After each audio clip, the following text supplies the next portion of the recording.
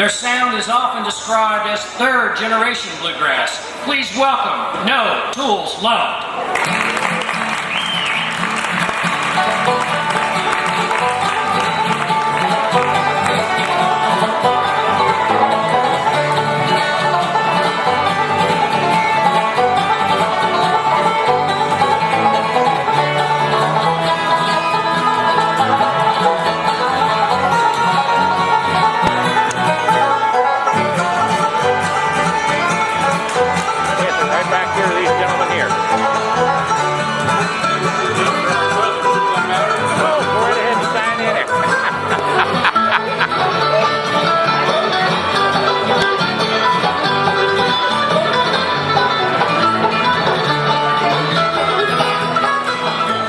Hello, my name is John Stephenson. I'm former superintendent of public instruction for the Commonwealth of Kentucky. And one of the opportunities I had years ago with my wife, June GEIMAN-STEPHENSON, was to travel into all 120 counties of Kentucky for at that time, the second time, and film the history of all 120 counties. And Dr. Thomas Clark gave us the overall history of Kentucky on those historic tapes, which are in every county library in the state. We thought we'd bring you a special show this time honoring Dr. Clark in history, as well as those other historians that have affected our lives, such as Mrs. Hinsdale and Mr. Hinsdale at Simon Kenton High School, and all of our teachers there at Simon Kenton, including our principal, Mr. George Edmondson. And then also Dr. Charles Talbert, who I had many years of history from, who was a good friend of Dr. Clark's.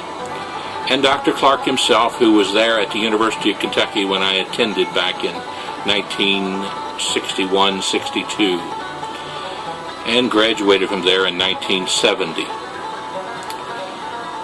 Dr. Clark was so kind, and what a wonderful gentleman, and what a wonderful lady his wife Loretta Clark is today. They gave us the opportunity to bring them to Northern Kentucky for our Pioneer Days picnic, where we filmed them on the history of Northern Kentucky. So today we honor, as our history part, Dr. Thomas Clark by showing you some of the footage of the naming of the Kentucky History Center after Dr. Clark on that special day this year. And then, of course, there's music. The Robinson family singers, the Stevensons, all of the musicians that have performed with us over the years, our Whosoever Will group, and particularly our mother and father, who gave us the gift of music, and that's Garnet Bingham Stevenson and Alton Charles Stevenson. Pop being a fiddle player and whistler, and Mom being a pianist in the small church where we attended at Kenton Baptist and Latonia Baptist. And then, of course, the music family of my sister, the Robinson family singers, who now have a beautiful, wonderful facility there in Owen County on Swope Road, where they can have groups come in and watch some wonderful family entertainment. Every Saturday night, 8 o'clock in the summers and 7 o'clock in the winters, you want to nestle up to a nice fireplace and come and fish in a good lake for some good old bass fishing. Come up there to the Robinson family farm. They call it the Kentucky Jamboree, but it's also home in the hills.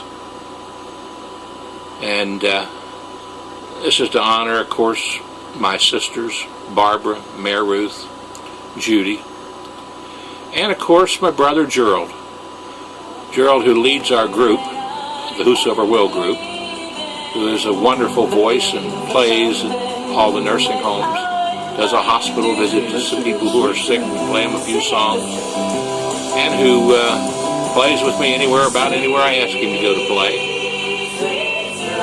To honor all of the musicians all the groups that have worked with us over the years, the Ball Family Singers, the Northern Kentucky Brotherhood Singers, Randy Wallace, bless his heart, with the Whosoever Will group, Harold Zimmerman, our famous fiddle player, Bob Gosnell, our famous guitar player with his buddy and sidekick Wayne Snyder, all the members of the Whosoever Will group. Of course, you know we call it Whosoever Will because whosoever will come and play and show up as who performs, as well as the spiritual name, whosoever will believe in the Lord Jesus Christ shall be saved. So that's the music side of things. And then, of course, flowers and butterflies. My gracious sakes alive, we wouldn't have this beautiful home we live in today, here on 213 Beechwood Road, and have had it for some 15 years, without Miss Jenny, we call her, Virginia Courtois. And she would always teach me to say Courtois. And bless her heart, she loved her flowers. She had one of the most beautiful flower gardens in greater Cincinnati and northern Kentucky. And her friend J.J. Johnson devoted many hours to the beauty of this place, which many people enjoyed on the Cincinnati garden walks and the garden walks here in northern Kentucky. And they still enjoy when they come by, we hope, and see 213 Beechwood Road, where Miss June has tried to take up the mantle of Miss Jenny and produce a beautiful garden here at 213 Beechwood Road. So, thanks to the Crohn's Conservatory and their beautiful butterfly show, and the flowers of many people who we've filmed in their gardens, and those who all love those things, we say a special thank you to Virginia Courtois and the flower lovers of the world. And a special thank you to all the people who share what we call, what Kentucky's calling, unbridled spirit. We call the unbridled spirit of the Lord and love. And that's what this show is all about. It's about history, music, flowers, butterflies, and the people who love them. So sit back, relax, and enjoy the show today.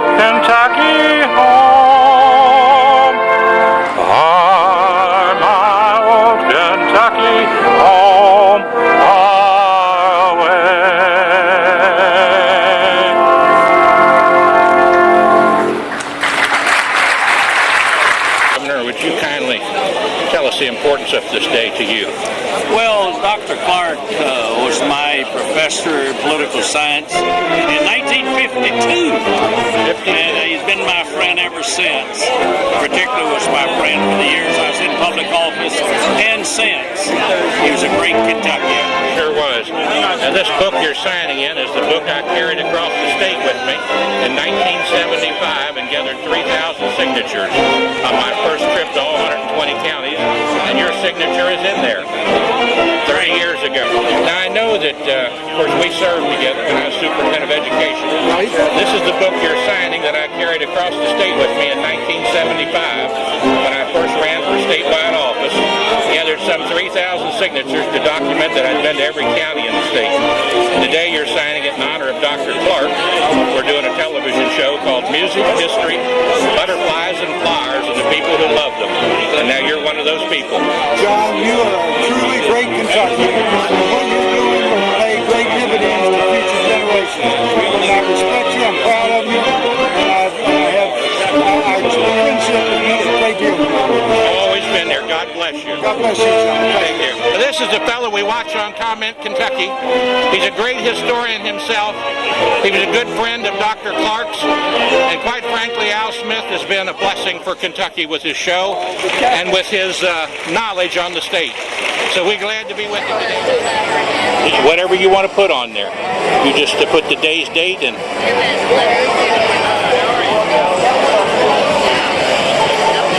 It was so wonderful to have you up to our Pioneer Days picnic that we had. You all did such a wonderful job. It was a great day, wasn't it? God bless you, and you have our prayers. June sends her love to you too. God bless you. She's doing better. She's doing better. Thank you so much. Bye-bye.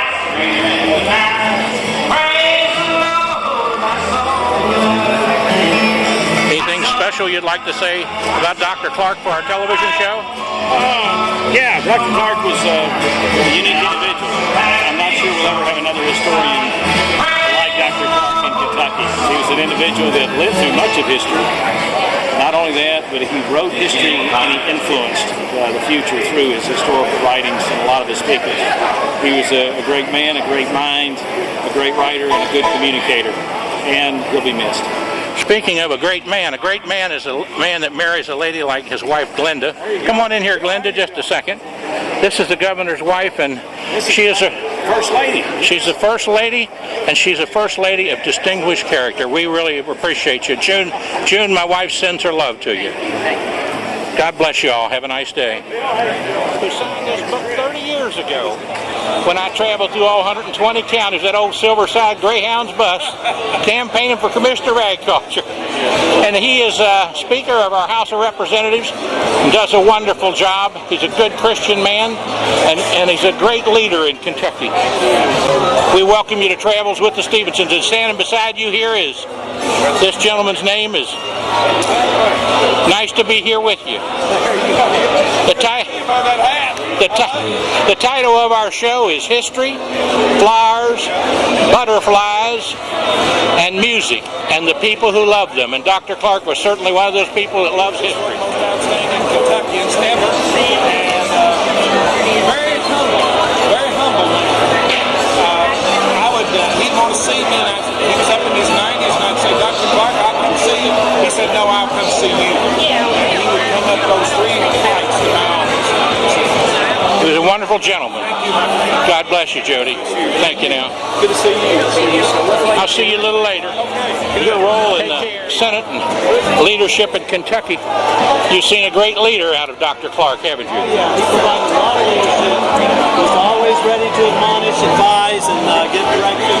But he's very kind and gentle in his southern Mississippi ways that he brought to Kentucky. God bless you and have a great day.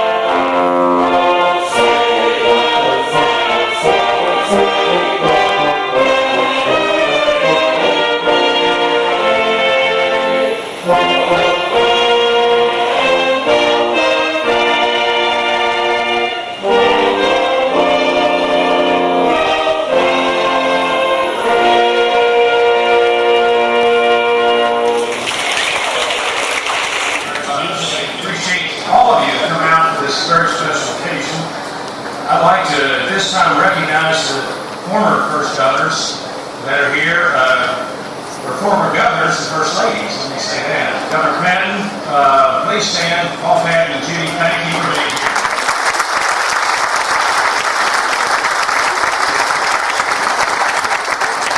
Governor Jones, Reverend Jones, please stand here and living on the plane.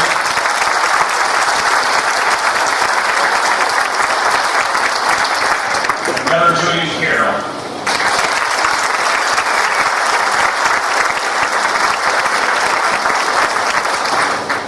I'd also like to recognize our current First Lady, Glenna.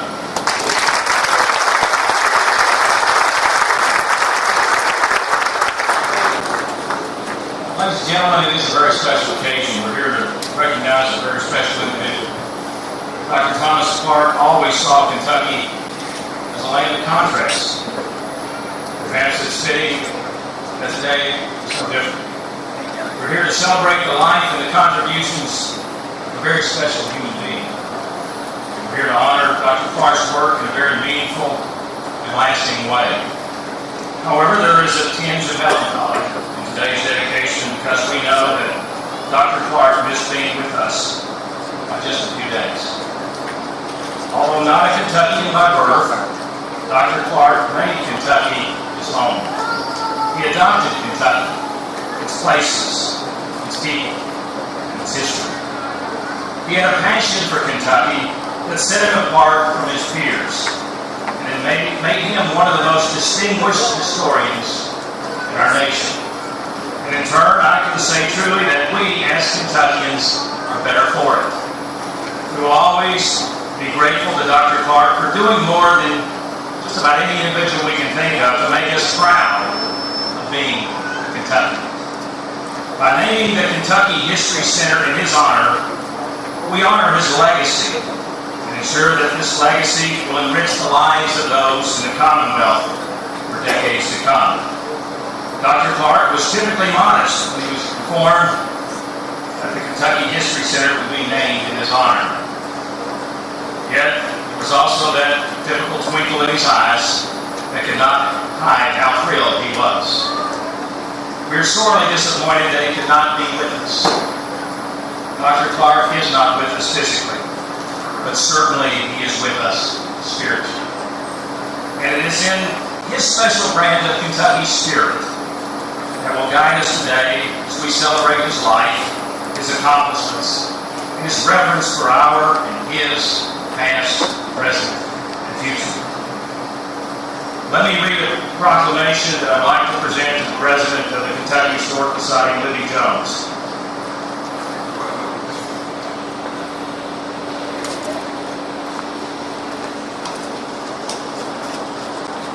Whereas on July 9, 2005, the Kentucky Historical Society christened its headquarters the Thomas D. Clark Center for Kentucky History. Is designated by the General Assembly with the passage of House Bill 267 during the 2005 regular session. And whereas Dr. Thomas D. Clark, an active and effective champion for Kentucky history, was instrumental in creating and developing the Kentucky History Center. And whereas Dr. Clark spent his entire career making connections to the past, offering perspective on the present, and providing inspiration for the future.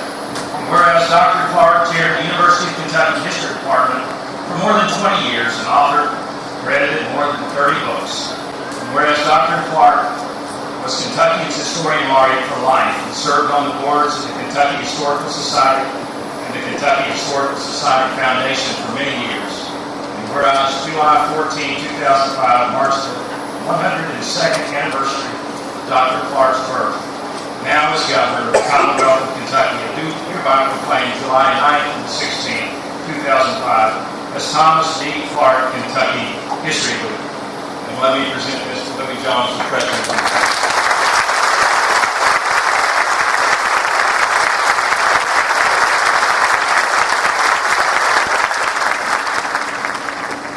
Now it is my privilege to introduce members of the Clark family. Representing the Clark family on the platform is Dr. Clark's son, Bennett. Sitting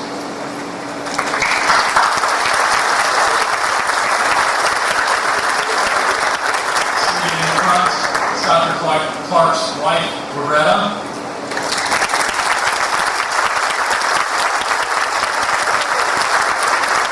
Dr. Clark's daughter, Elizabeth. And then all of the Clark family members, if you would all stand again so we can recognize you and thank you for being here.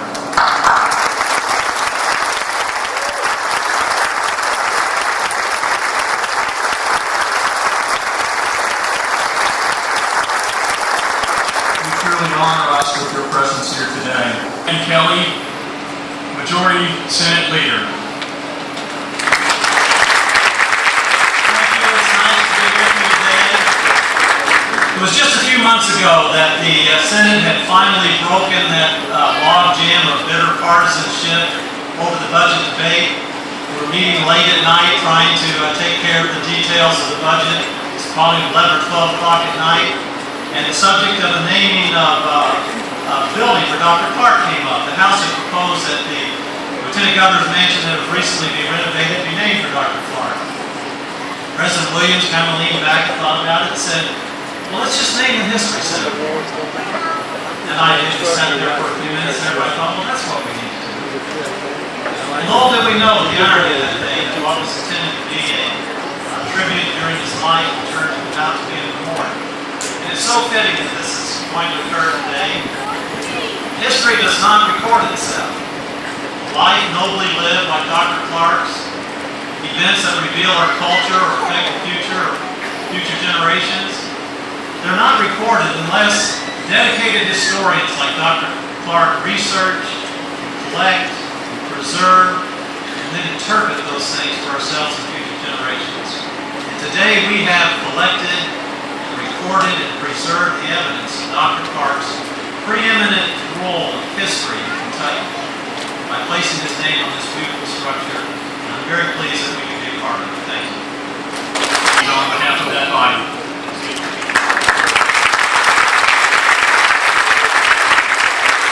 Thank you very much.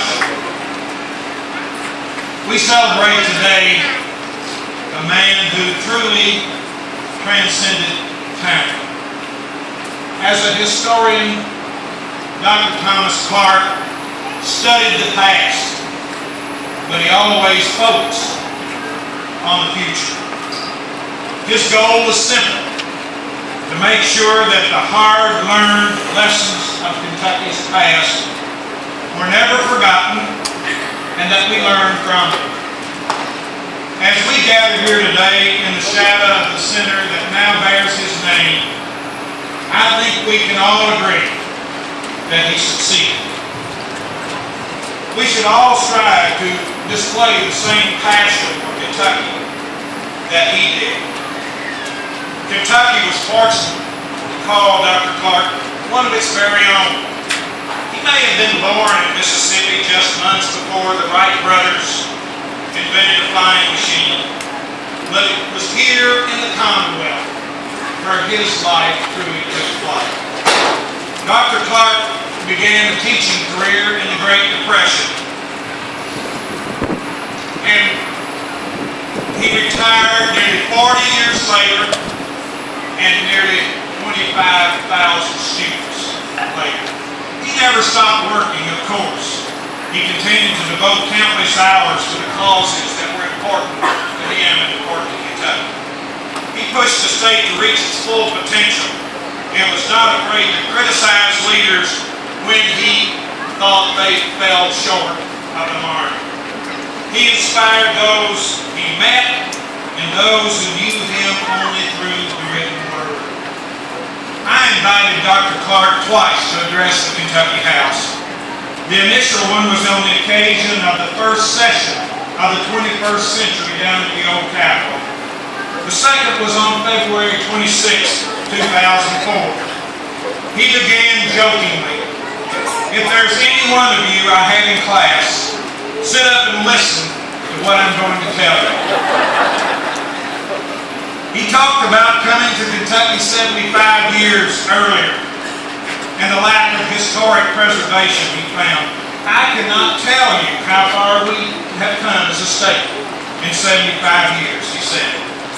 He added, "Our archives are now wonderfully managed and well preserved, and he ranked their quality among the finest in the country. This state is proud of its heritage, he said. You cannot imagine what this History Center means to the future of Kentucky, Clark said, adding that a one-day visit by a group of students could leave a deeper impression than an entire semester of studying history, Kentucky history. He told the legislators that some comprehension of the past is necessary before you move on to the next stage of your development and avoid mistakes that might have been made in the past. Dr. Clark concluded by urging legislators, don't falter, don't let it go by the board. We've made progress, let's continue. Dr. Clark, of course, is not with us today, but his spirit is strong inside this building. It calls on us to follow his lead, to take up his mission of preserving Kentucky's history and building Kentucky's future. It encourages us never to forget. He leaves behind a tremendous legacy that will grow even brighter in the years to come. Future generations like us will be indebted to him. I admired and respected Dr. Thomas Clark as a Southern historian without peer, as a gentleman without equal. He was an advocate for the improvement of the Commonwealth. He was a crusader for a better educated citizenry. And he inspired all of us to reach higher and to seek a better life for ourselves and for our Kentucky. Dr. Thomas Clark is truly a Kentucky treasure and certainly one of our most outstanding Kentuckians.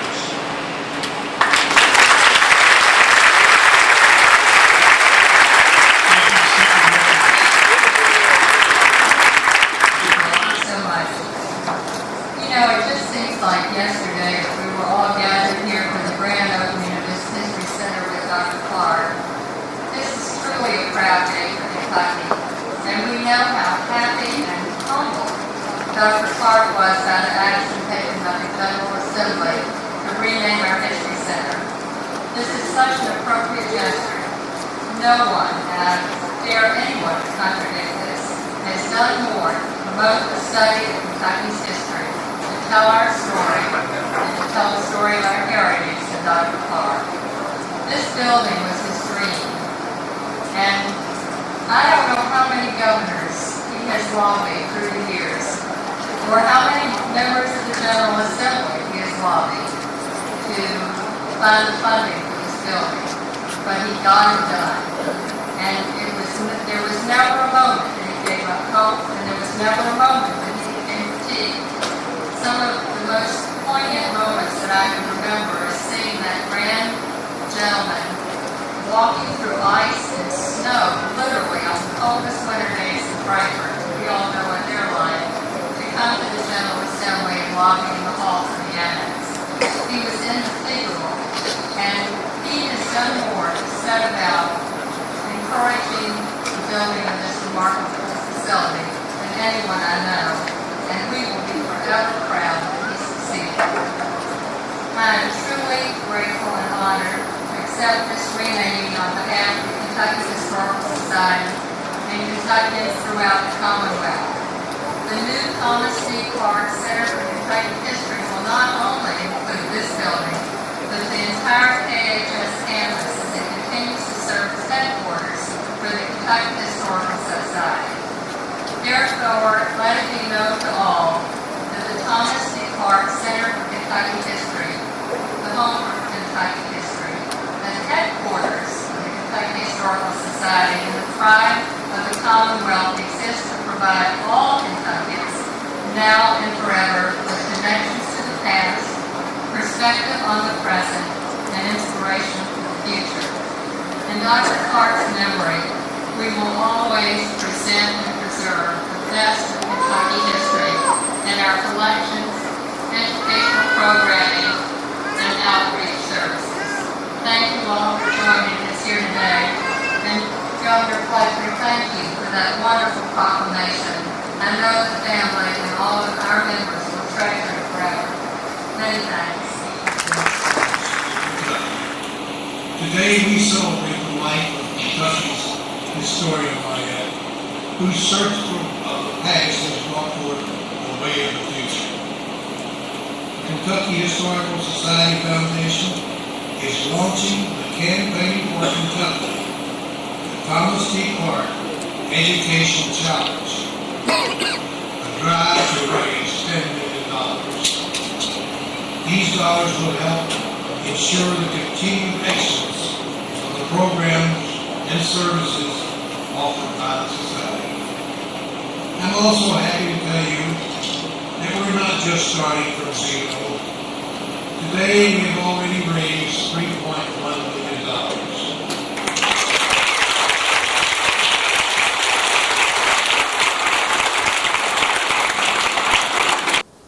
At this time, let me introduce to you, to give you an overview of Kentucky history, Dr. Thomas Clark. Dr. Clark, we want to thank you for being with us. I'm happy to be with you. What can you tell us? We have been to every county in Kentucky. We've collected the information about the history of each county. We've come to you, Mr. History, to help us close our documentation on Kentucky by telling us a little bit how Kentucky itself got formed. Well, Kentucky had a bit of a nebulous beginning. This was a wide open, unexplored wilderness territory on this side of the mountains. You begin to see an opening of the door as early as the middle decades of the 18th century. By 1760, Kentucky was gradually coming into focus, and by 1770, it was pretty well explored by the long hunters that came in, and then of course that famous party, they were long hunters too, of Daniel Boone and John Finley, who came into this state. Now, contrary, I think, to popular belief, this was not a region unmarked by no trails or no landmarks. There were buffalo traces, Indian traces across the state. As you know, no major Indian tribe occupied this state. This was a borderland between the northern Indians, the Shawnees with all their associated tribes, and the southern Chickasaw, are grouped to the south. And there was a great deal of rivalry between them to claim this hunting ground. Now, Kentucky, you know, geographically is of a highly varied nature, highly sectionalized nature. This central cane land here, or what you know as the Bluegrass Plateau, was a very famous grazing ground. There were salt licks scattered around all over the state where animals congregated, and the skin trade, the Indian trade, was a fairly rich one that originated here. In the early records, you have stories of the long hunters pursuing both the fur trade and the skin trade, but the major emphasis was upon the skin trade itself. Then, of course, in the middle of the 18th century, the rivalry between the French and the British, and you began to having those land speculators or surveyors like Thomas Walker, Christopher Gist coming into the region, making those preliminary so-called surveys in quotation marks. From 1760 on, the British were in control of this territory. The British undertook to check population expansion in this direction in the proclamation of 1763, which they were unsuccessful in doing. After 1770, you had a population movement into this region with the establishment in 1774 and 75 of Harrodsburg, or Harrodstown, and Boonesboro, Logan's Fort, and then Bryan Station, Lexington Fort. We're standing right now almost on the ground where the Lexington Fort was located. From that time on, there was a great population movement into this region that you know as Kentucky, concentrated largely in this central bluegrass area, but population in time was to expand into other areas of the state. What were the first counties in Kentucky? Well, Kentucky County was the first one in 1776. That was simply a blanket, well, I believe back of that there was Fincastle County, but Kentucky County was simply a blanket spread of Virginia authority into this western country. Then in 1780 they were created the first three counties, Lafayette, Fayette, Lincoln, and Jefferson counties. Fayette County covered all the area north of the Kentucky River. Lincoln County, the area east of Benson's Creek, and Jefferson County south of the and west and south of Benson's Creek. Benson Creek's mouth is just opposite, about where that office plaza is in Frankfort at the present time. Okay. During the interview, we're standing on West Main Street, which is right across from the old Fayette County Courthouse. What is the significance of this area, Dr. Clark? Well, we're standing in a very historic spot here. Right here to my right, where this Radisson Hotel is located, is the site of the old Fort Lexington. It was built here on this town creek with trim cane all around it. They cleared the cane all around it, built a fort, and give them visibility, not to be surprised by a sneak Indian attack. Right to my right, on the corner of Main and Mill Street, is where the office of the True American stood. That was an anti-slavery paper published by Cassius M. Clay here in the very heart of Kentucky slavery, which that office was raided illegally so, in violation of the First Amendment of the Constitution. It was packed up. Later on, the courts granted Cassius M. Clay restitution, and he collected damages for it. To my back is Cheapside. Cheapside has a long and romantic history. Here within 50 feet of where we are standing was the scene of the slave auctions, where slaves were sold out of this bluegrass region to the expanding cotton belt in the south. It's also the scene of the great court day markets in which the livestock trade was carried on. This place used to be crowded with horses, cows, sheep, every kind of, all dogs, everything that people had to trade come in on court day and gather around this spot. Two, it was a great political stumping ground for politicians. I could not tell you the speakers who have lifted their voice in seeking office in this square to our back. The building immediately behind us is the 5th courthouse to stand on this spot. The first one was constructed in 1788. They were either burned or torn down because they were antiquated. The 4th courthouse contained the wonderful piece of Kentucky artistry, Woman Triumphant, by the famous artist, just a moment, I'll think, Joel Tanner Hart. The courthouse burned down and destroyed that wonderful piece of statuary. I had an forearm of that graceful figure, which I gave to the University of Kentucky.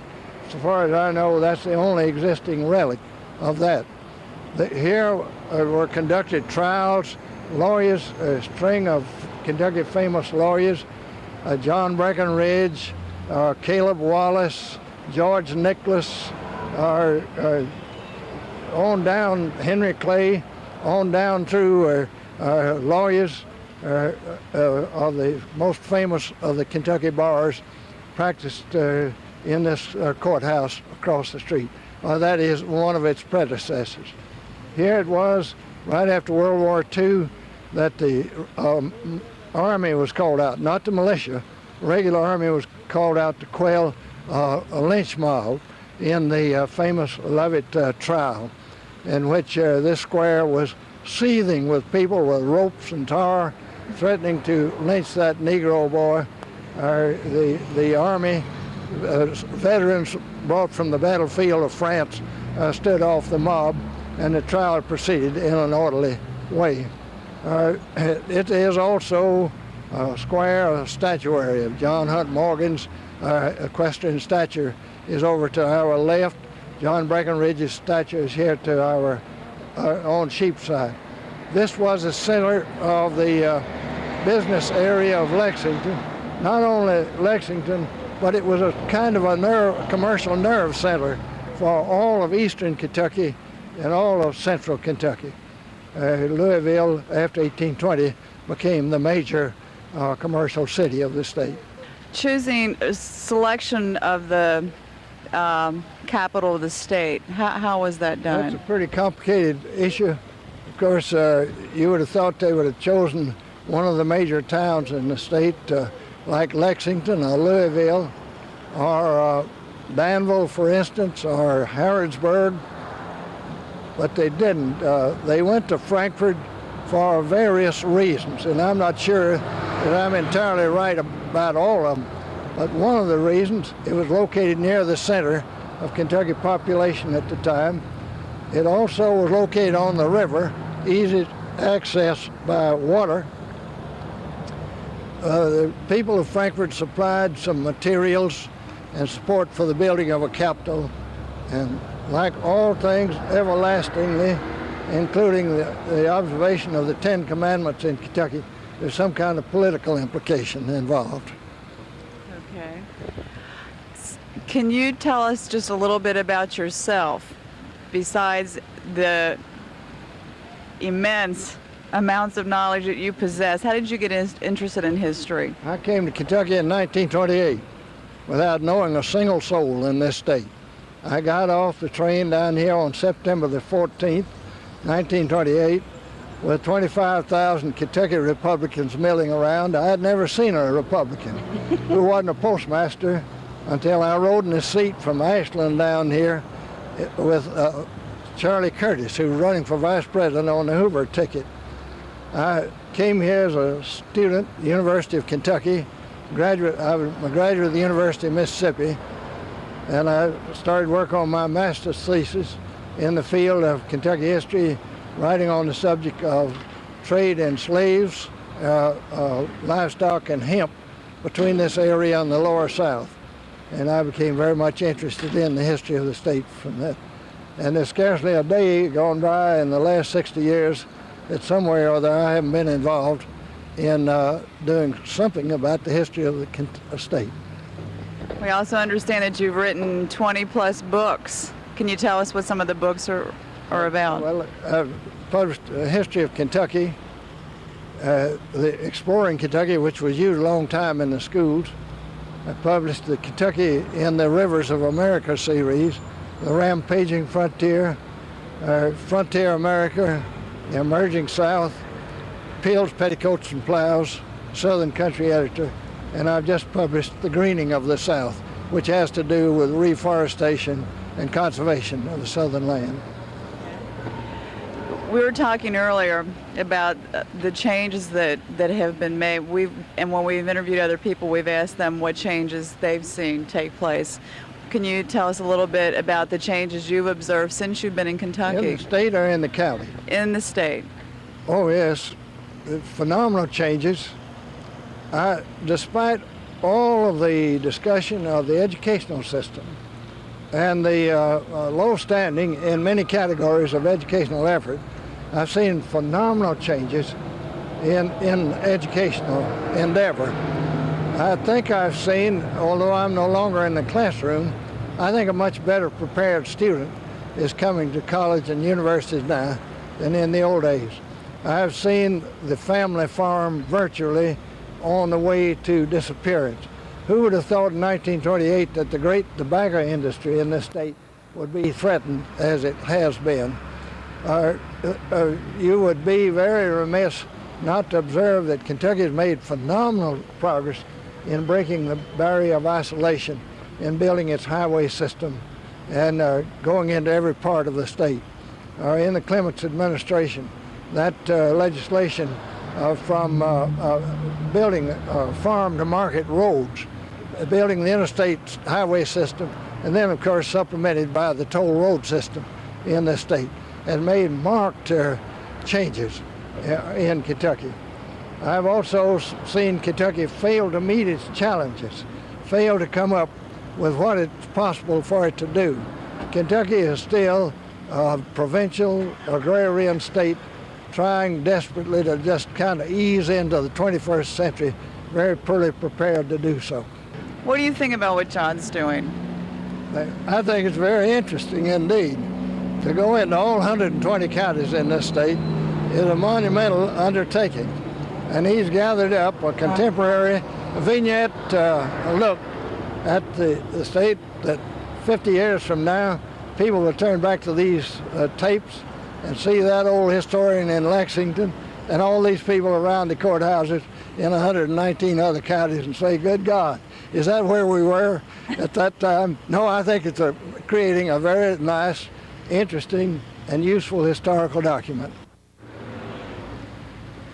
I just wanted to come over here for a second to heap a little praise. It's not necessary, but I'm going to do it for this gentleman, Dr. Thomas Clark, because not only did he teach there at the University of Kentucky when I went there to UK, and I had Dr. Charles Talbert for Kentucky history, but I used your book when I taught American history in high school and Kentucky history in high school. And it was a great deal of honor that I did so. You know, I look back over my history myself, and I had people like Mrs. Hinsdale for a history teacher in the 8th grade, and you remember those people that make a mark on your life. And Dr. Clark, you've made a mark on many people's lives here in Kentucky and across the United States and world, and we're very proud of you. Thank you, sir. Thank you. You spoke of a very fine historian in Charlie Talbot. Charlie was very precise and exacting in his book on Benjamin Logan is an excellent book. He also had a very fine volume on the history of the later years of the University of Kentucky. He was an excellent teacher, as the people in northern Kentucky will tell you. Absolutely. It's indeed a pleasure to be here with you. GEIMAN-STEPHENSON. And we're thrilled that you're going to take another trip with us, so get ready. We're going to have the camera running. You just travel along with us all across Kentucky, around town, and even over to Europe occasionally, and up in Canada and many other countries. We're glad to have you travel with us, and watch out. You might be on the camera too. We couldn't see your face. Come on around. Ladies and gentlemen, the Stephensons, Barbara, Mary Ruth, Cheryl, John, and Judy. Give a nice hand. Our son Isn't Mark, it wonderful when you can see someone that you had a part in their life, Dr. Clark, that they come back and spend their life giving it to history and to teaching students. And it's great to be here today. It's great to have Dr. Claypool here. It's great to have him working as one of the co-authors of the Northern Kentucky, this regional encyclopedia, and all of the folks across Northern Kentucky that are watching this on television. We want to be sure and get behind this. The business community, individuals, our schools, our libraries, and all of our citizens should do everything we can do to be behind history and documenting history, and particularly when you've got people such as Dr. Clark and Dr. Claypool and all of the other fine historians that we've got here today. Jim, thank you so much for being here. Appreciate it. I hope you have a fine celebration here today. Thank you. Now, Dr. Clark, I don't know if you remember this lady or not, but this is the lady you called Lady Manager. I'm glad to see you. A long time since we were wandering around courthouses. What Dr. Clark is talking about there, he stood on the street down the Cheapside in Lexington and gave us the history of Kentucky, June and I, when we traveled through all 120 counties. That was back in 1988. That was some time ago. And Dr. Clark gave us the history of Kentucky on that 20-hour series we did on Kentucky history of all the counties and all the courthouses in Kentucky. We interviewed over 300 and some people, and of course the main one we interviewed was Dr. Thomas Clark. Wasn't that right, June? Well, at the time when John decided to do his history tapes, I had no idea that I was going to be the interviewer. But what an honor it was to be able to interview Dr. Clark. And so it's just wonderful to have you both here today with us. Thank you. On behalf of Loretta, my wife, and myself, I wish to thank you for this invitation present. Jim Claypool's speak, and to realize Northern Kentucky as well as we identified itself. You must get behind this encyclopedia. It's a major undertaking. It's one that will require a great deal of talent, a great deal of patience, and a great deal of cash before you we delivered it in finished form. But I do want to tell you, sitting on the Bicentennial Commission, that meeting was handled in 1989. We had to make a decision as to what we were going to do to celebrate Bicentennial in this colony. All kinds of projects were proposed, many of them cures. Finally, we got to one issue: preparing an encyclopedia of Kentucky. There's not another book in the vast library, Kentucky material, that's worth so much as that encyclopedia. It has been sold over 40,000 copies. There's scarcely a week passes. Somebody doesn't say to me, I wouldn't be without the Kentucky Encyclopedia for anything. You won't find a newspaper office in this state that doesn't have at least 2 dog-eared copies of the encyclopedia. You won't find many schools, I hope, that are without this valuable source of information. It's a matter that every individual in this Commonwealth can take great pride in owning, using, and coming to know something of the details of many aspects of the development of the Commonwealth of Kentucky. I do want to tell this audience that within the last month, we have added to the collection of wonderful, almost beyond description, body of historical material that I personally have worked on for 70 years to have that material placed in a safe, fireproof, moisture control, atmosphere control depository, beyond the reach of thieves, beyond the reach of speculators and manuscripts.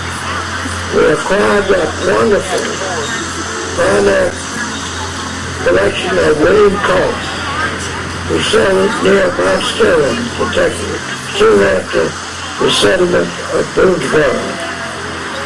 We acquired in that collection the compass that was used at the very outset, laying out the land plots all around central Kentucky. But most important of all, the gem of the collection was that marvelous journal kept by William Colt, describing in vernacular, and describing so wonderfully well, so compactly, the ordeal, the experiences, the thrill of marching into a pioneer country, unbroken, unspoiled, unexplored. Those materials today, for the first time in over 200 years, now lie in a safe depository, become the property not of an individual family, but become the precious property, almost beyond description, almost beyond setting an intrinsic value upon them. Materials that give us an entirely new, fresh view of what it was like settling this virgin land west of the Appalachian Islands. Kentucky today is richer than it was a week ago. And I hope within 10 days or so, I'll be able to tell somebody that is much richer by the addition of another major collection of manuscripts. At last, we're making up for the loss of the basic source material known as the Derrick and Draper collection. We now have in possession in that wonderful institution, the History Center in Franklin, and in that marvelous collection, the archives of the Commonwealth of Kentucky, a basic record gathered together, organized, and available in a form never before in the history of the Commonwealth. All said in closing, you will never regret the expenditure that's necessary, the energy that's necessary to create, and the skill of authors to develop the articles and to make a full encyclopedia. You'll never regret publishing this book, which will give this northern Kentucky area of Kentucky, which is expanding so rapidly, it will give it an identity it's never had before. Loretta and I are very happy to be here as your guest. We're happy to be in northern Kentucky and to see this intelligent approach to your history. Thank you very much. Very much, Dr. Clark. We're so glad that you're here with us today, and so honored that you're here with us today. 100 years young, and this is my birthday today. I'm 60, and I'm just a whippersnapper. And June was 51 the other day, so she's even more of a whippersnapper, aren't you, babe? I think Dr. Clark's healthier than both of us put together. I wanted to say something quickly, Dr. Clark, to you and to your wife. I think all of Kentucky should tip their hats to both of you because you have been so dedicated to your work, and I know that it takes a good wife behind a good man to get work done. And speaking of treasures and what you produce, you two are treasures, Kentucky, and may God bless you both.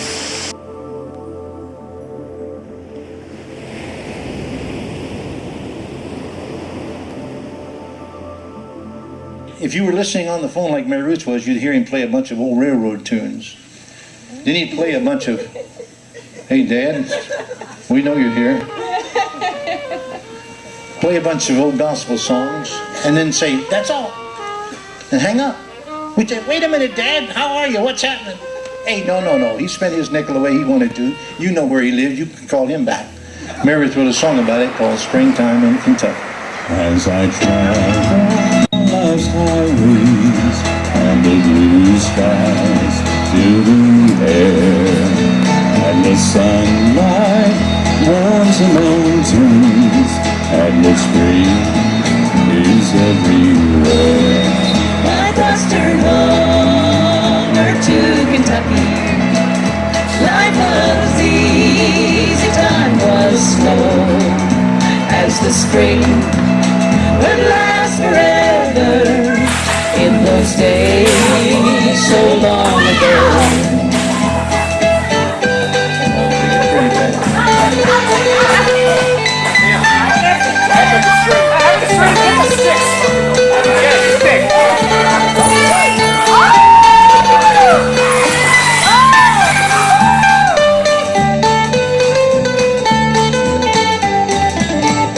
I can see the light shining in that little house of love. I can see my mother singing, though she's now in heaven above. I hear my daddy play his fiddle, a railroad tune not long ago, as the springtime fills the memories, and the memories fill my soul.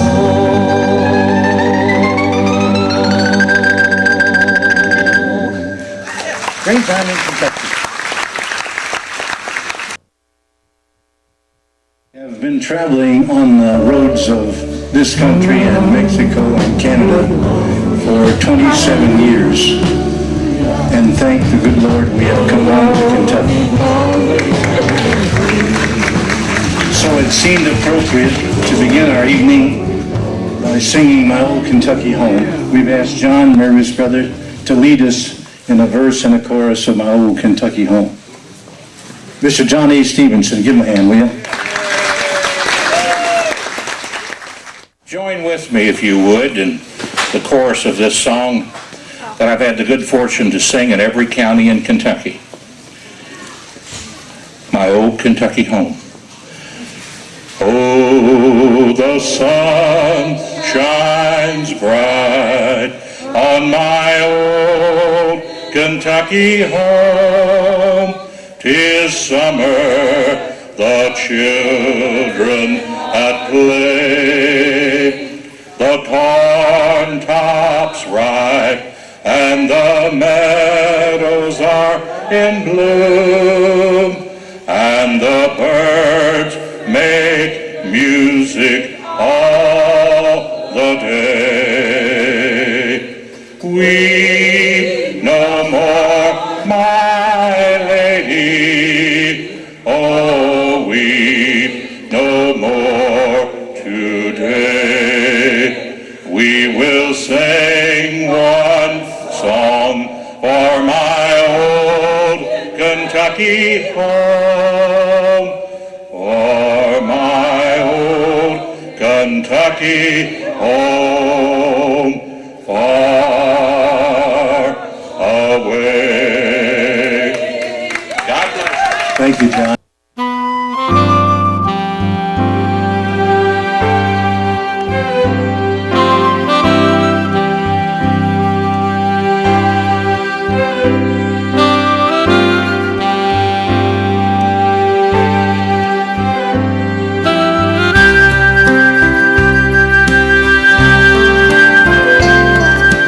God bless America, land that I love. Stand beside her and guide her through the night with the light from above. From the mountains to the prairies to the oceans white with hope. God bless America, my home, sweet home.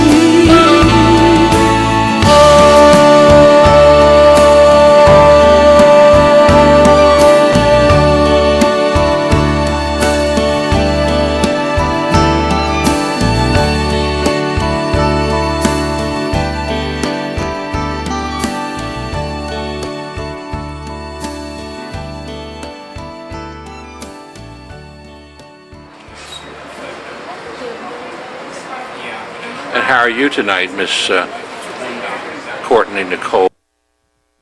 Are you having a good evening? Yes. Yes? And who are you with this evening? My grandpa. Are you Stevenson. having a good time? Yes.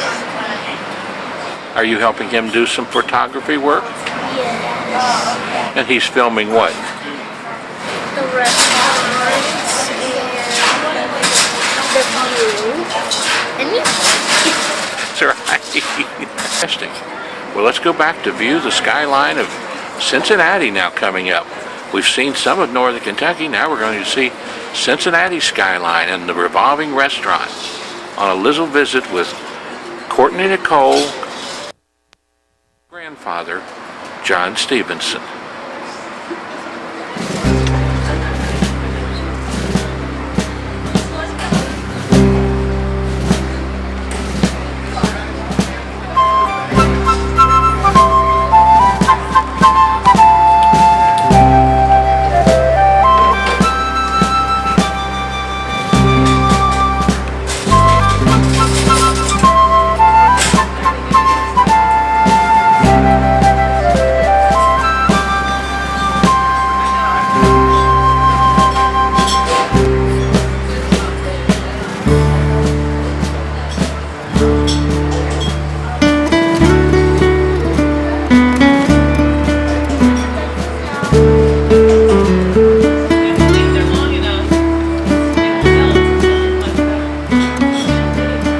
Here we're looking at the Cincinnati skyline.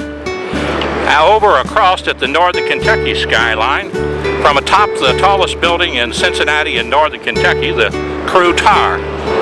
As you can see, this beautiful view gives us a view of the northern Kentucky area very well. And I'm here today with three of my grandsons. There's Peyton right here, and there's Dalton right here, and Cody's around here somewhere. We'll catch him in just a second. Let me walk all over here and get a nice shot of this northern Kentucky skyline where the Licking River pours out into the Ohio River. And of course there's the Big Mac Bridge down there that we can see. I'll zoom in on that a little bit. See all the traffic on the Big Mac Bridge here for today. And then of course there's Newport on the Levee, a little close-up of that area right there. By the walking bridge, they call it the Purple Bridge there, but it's where you can walk across to Cincinnati and from northern Kentucky. And there's the Newport Aquarium in that area. And of course, we come on down the river here and we can see Newport and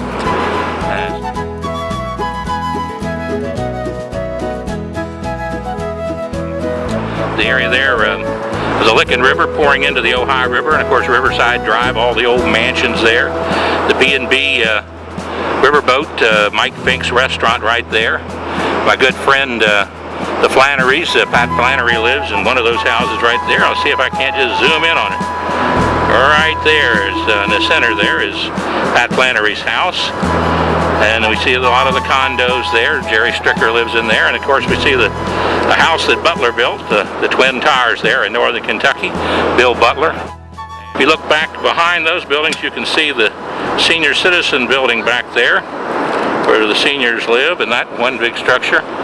And then if you go way on beyond that, you can see the part of the cathedral there. And of course, if we come on over here, you can see the Mother of God church steeples. And then we bring the view back and you can see the northern Kentucky skyline there, all the way across to the Radisson, where we were on top of it shooting some of our footage around northern Kentucky and Cincinnati. Of course, there's DeVue Park up there and the Dries Pavilion building that they built. Try to zoom in on that a little bit from up here. You can see that new wonderful structure up there that Ralph Dries donated to the people of the greater Cincinnati, northern Kentucky area, particularly northern Kentucky. Then you see the Brent Spence Bridge there, which they're eventually going to replace, and the Clay-Wade Bailey Bridge, named after a famous reporter with the Kentucky Post, and the Paul Brown Stadium. And then of course, back down here on the Cincinnati side, we see the Cincinnati Reds new ballpark there, and of course the U.S. Bank Arena, and then And then down here we see the Freedom Center, which we're going to visit someday. A great historic place to tell the history of our life with slavery and how the Underground Railroad worked. So that's sort of the Cincinnati skyline with a little video, and you'll see some pictures interspersed with this that we took at the Crohn's Conservatory of the Butterfly Show, and many of the multiple roses and the Rose Garden at Frankfort, and of course our little home at 213 Beechwood Road in Fort Mitchell, Kentucky. God bless you and welcome to Travels with the Stephensons. It's nice to bring you such a beautiful view of our northern Kentucky skyline. You can see the cut in the hill way over there, going up I-75, which we'll be going up a little later. We head out to sing at a senior citizen home tonight with the Whosoever Will group down in Gallatin County. We'll walk on over and bring you the rest of the skyline around Cincinnati. Down there. Continuing on here with the skyline around northern Kentucky, you can see all the way down the Ohio River how it makes a big turn and heads down to where the Boone County part of Kentucky is, and then you can see over the Cincinnati part of the skyline here. It's a beautiful area here. You can see coming around the Old Grew Tower here, the view of the Cincinnati area that you can see here all the way around. The beauty of the Cincinnati area and the hills of Cincinnati. And there's my grandson Dalton and grandson Cody enjoying the view from up here atop the Crew Tower. You guys doing okay? Yeah, we're doing fine. It's a neat place to be, isn't it? Yeah. I think everybody should come up here and get a good view of the place, don't you think so? Yeah, can I take a picture? Do you like it, do you, Pete? I love it. Fantastic. You want to borrow the camera for a few minutes? Sure. Okay. These kids are down there. This is Peppa John. Well, we're having a great day here. Travels with the Stephensons. And his John Stephenson, yours truly, and 3 grandsons. Peyton running the camera today, and Dalton and Cody. We've been out to Crohn's Conservatory and Sawyer Point and around town, and tonight we're going to sing and entertain some senior citizens. Having a ball today. That's great. That's great. Yeah.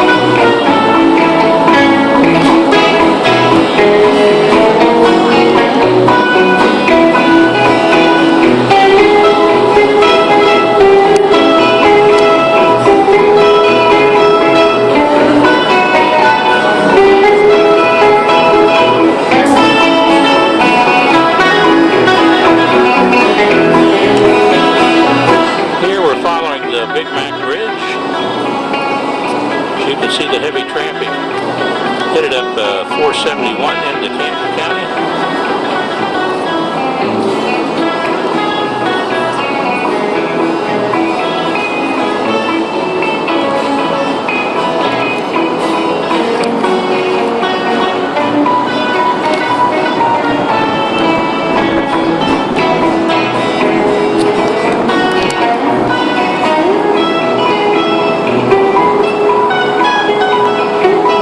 On the hill, as you can see, the heavy bullet traffic headed south.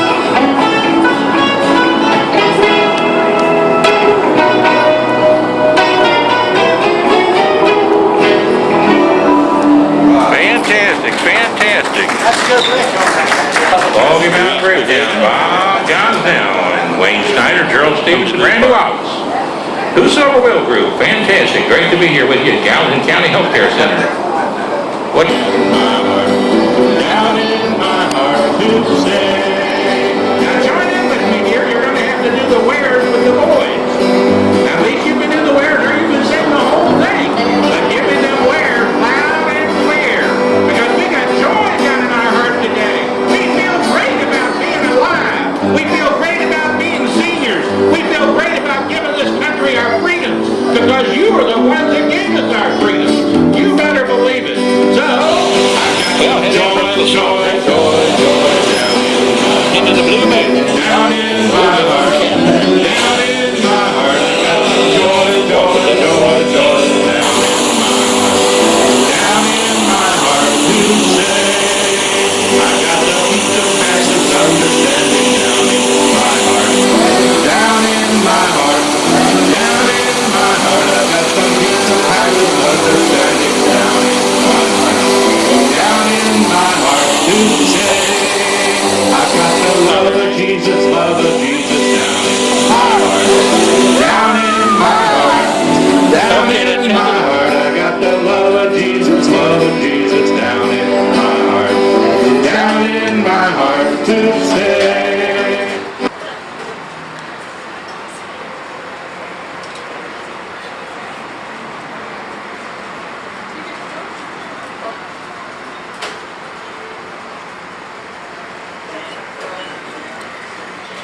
Pretty neat, huh, Court? I have my chicken strips now. Miss Courtney now has her supper. How is it, Court? Very good. Chicken. Very hot and they're very easy to break. And if you see inside of them, they're Is the flavor good? yes.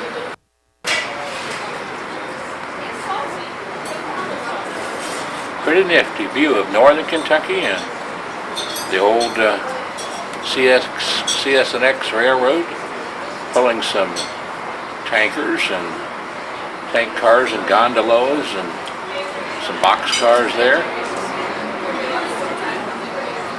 Rode across those tracks many a times as a switchman with the L&N Railroad. You can see a highway and to your right, you can see a tree.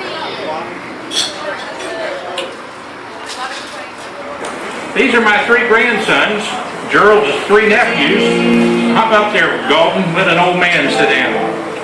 They've been with me today since Gerald and I started a prayer breakfast this morning at Fort Mitchell Baptist Church at 6:30. And I've been to 3 hospitals since He's been to 3 hospitals visiting folks, and I've been with the three grandsons over to the butterfly exhibit at the Crohn's Conservatory, watched all the beautiful butterflies and took pictures of them. And then we went to Sawyer Park, and then we went to the top of the Crew Tower, tallest building in Cincinnati, overlooking the northern Kentucky skyline, and shot video of all that so we can put it to music and video with some beautiful roses and some beautiful flowers. And this is Peyton right here. This is Cody. Hi, Cody. And right here is Dalton. Hi, Dalton. And there are 3 of our grandsons and 3 of our nephews. We got about 3 or 4 others that are off traveling somewhere right now. You ready? Do you remember when you loved me? Before the world took me astray. If you do, then forgive me and make the world go away. Make the world go away and get it off of my shoulders. Say the things you used to say.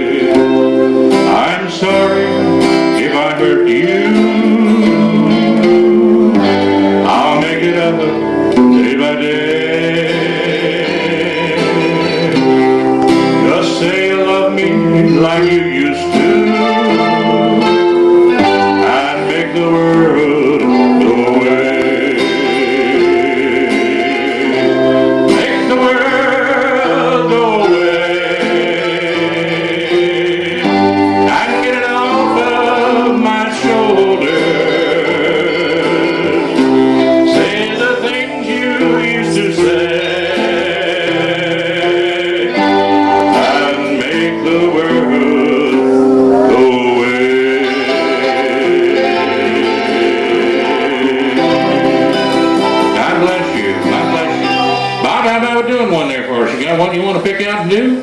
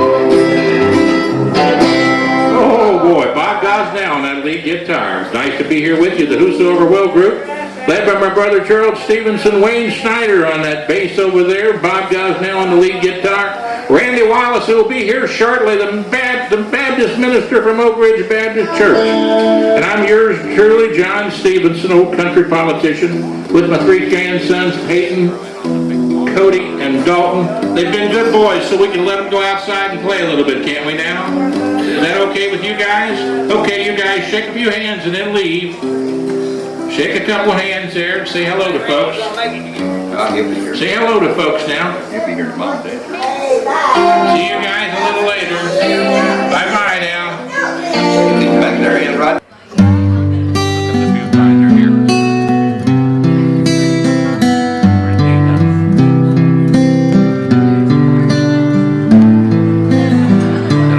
Down to the people down there.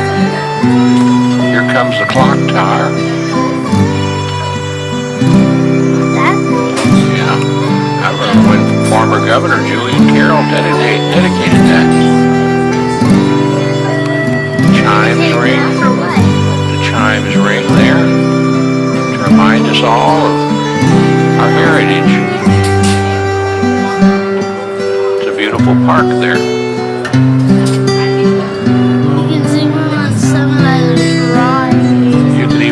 If you go real close in there, see, you can see what time it is. I can't read. It's Roman numerals. That means it's 6 o'clock. And today is what, May the 15th, is it? Pretty neat. I have to say. Look how close you get to the rides now.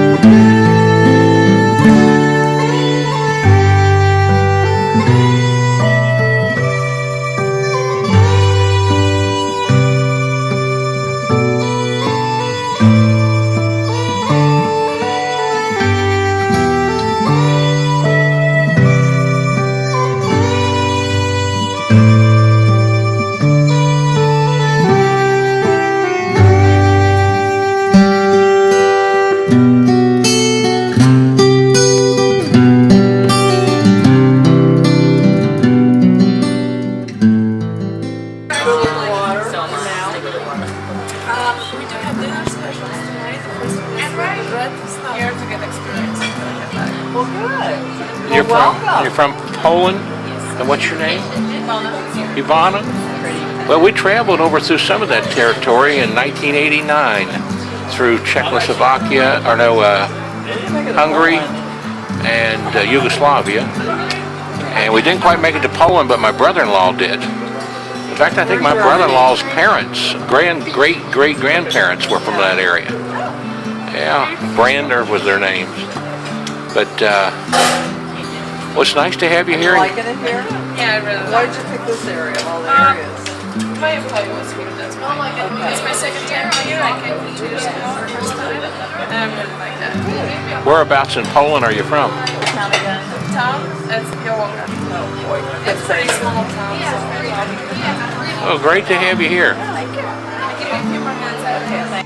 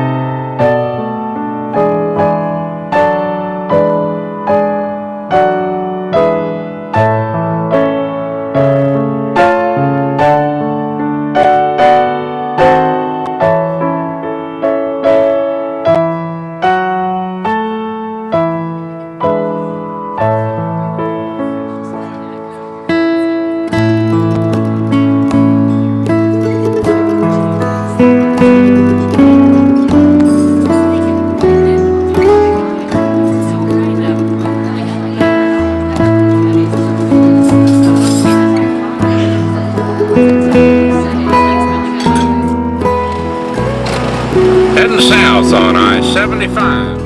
Miss June and Michelle in the bug.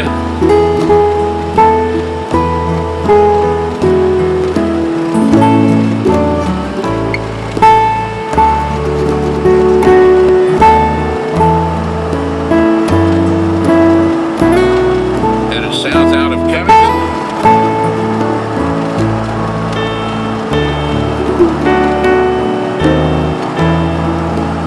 That little turbo bug just zoomed right off and left me.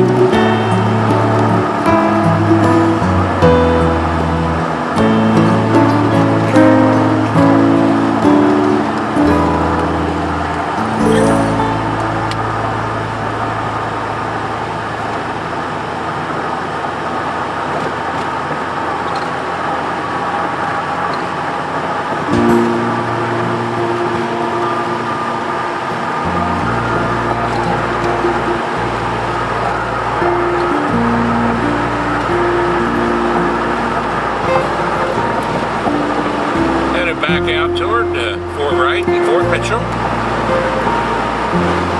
South on 75. Going through the cut in the hill.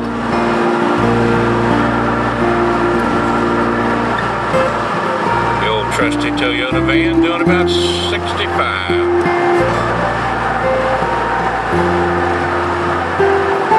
Of course, we're about 81 miles from Lexington and about 100 miles from Louisville here. What's known as the Golden Triangle of Kentucky.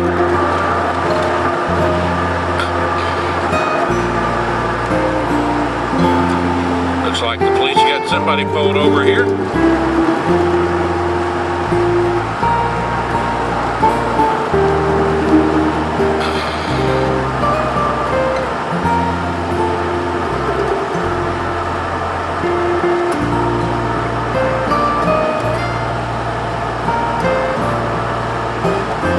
June zooming right along in the Volkswagen Beetle.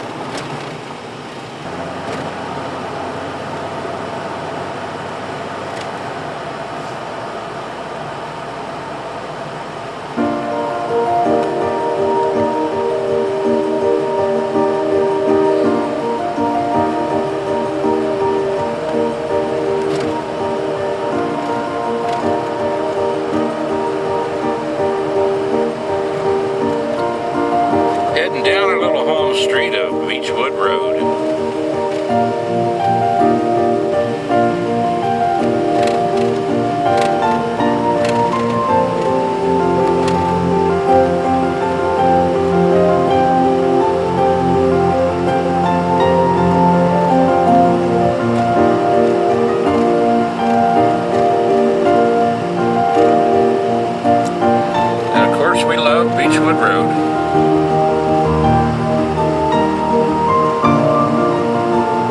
Little Beechwood High School.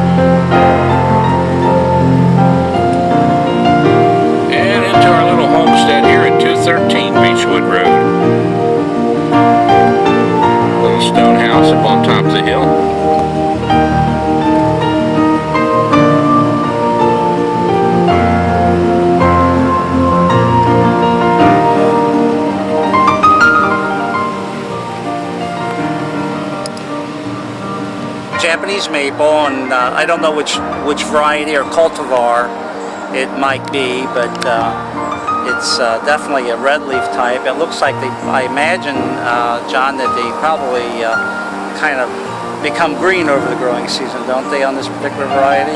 They're green, and they come out green, and then eventually it goes to a bright red. Oh, really? Okay, so they've already started out green and they're going red. I don't know which variety it is, but it's a really handsome specimen there. Now, would you do anything with this tree in particular? The only thing I would do is just clean out. You've got some dead small diameter twigs in the interior.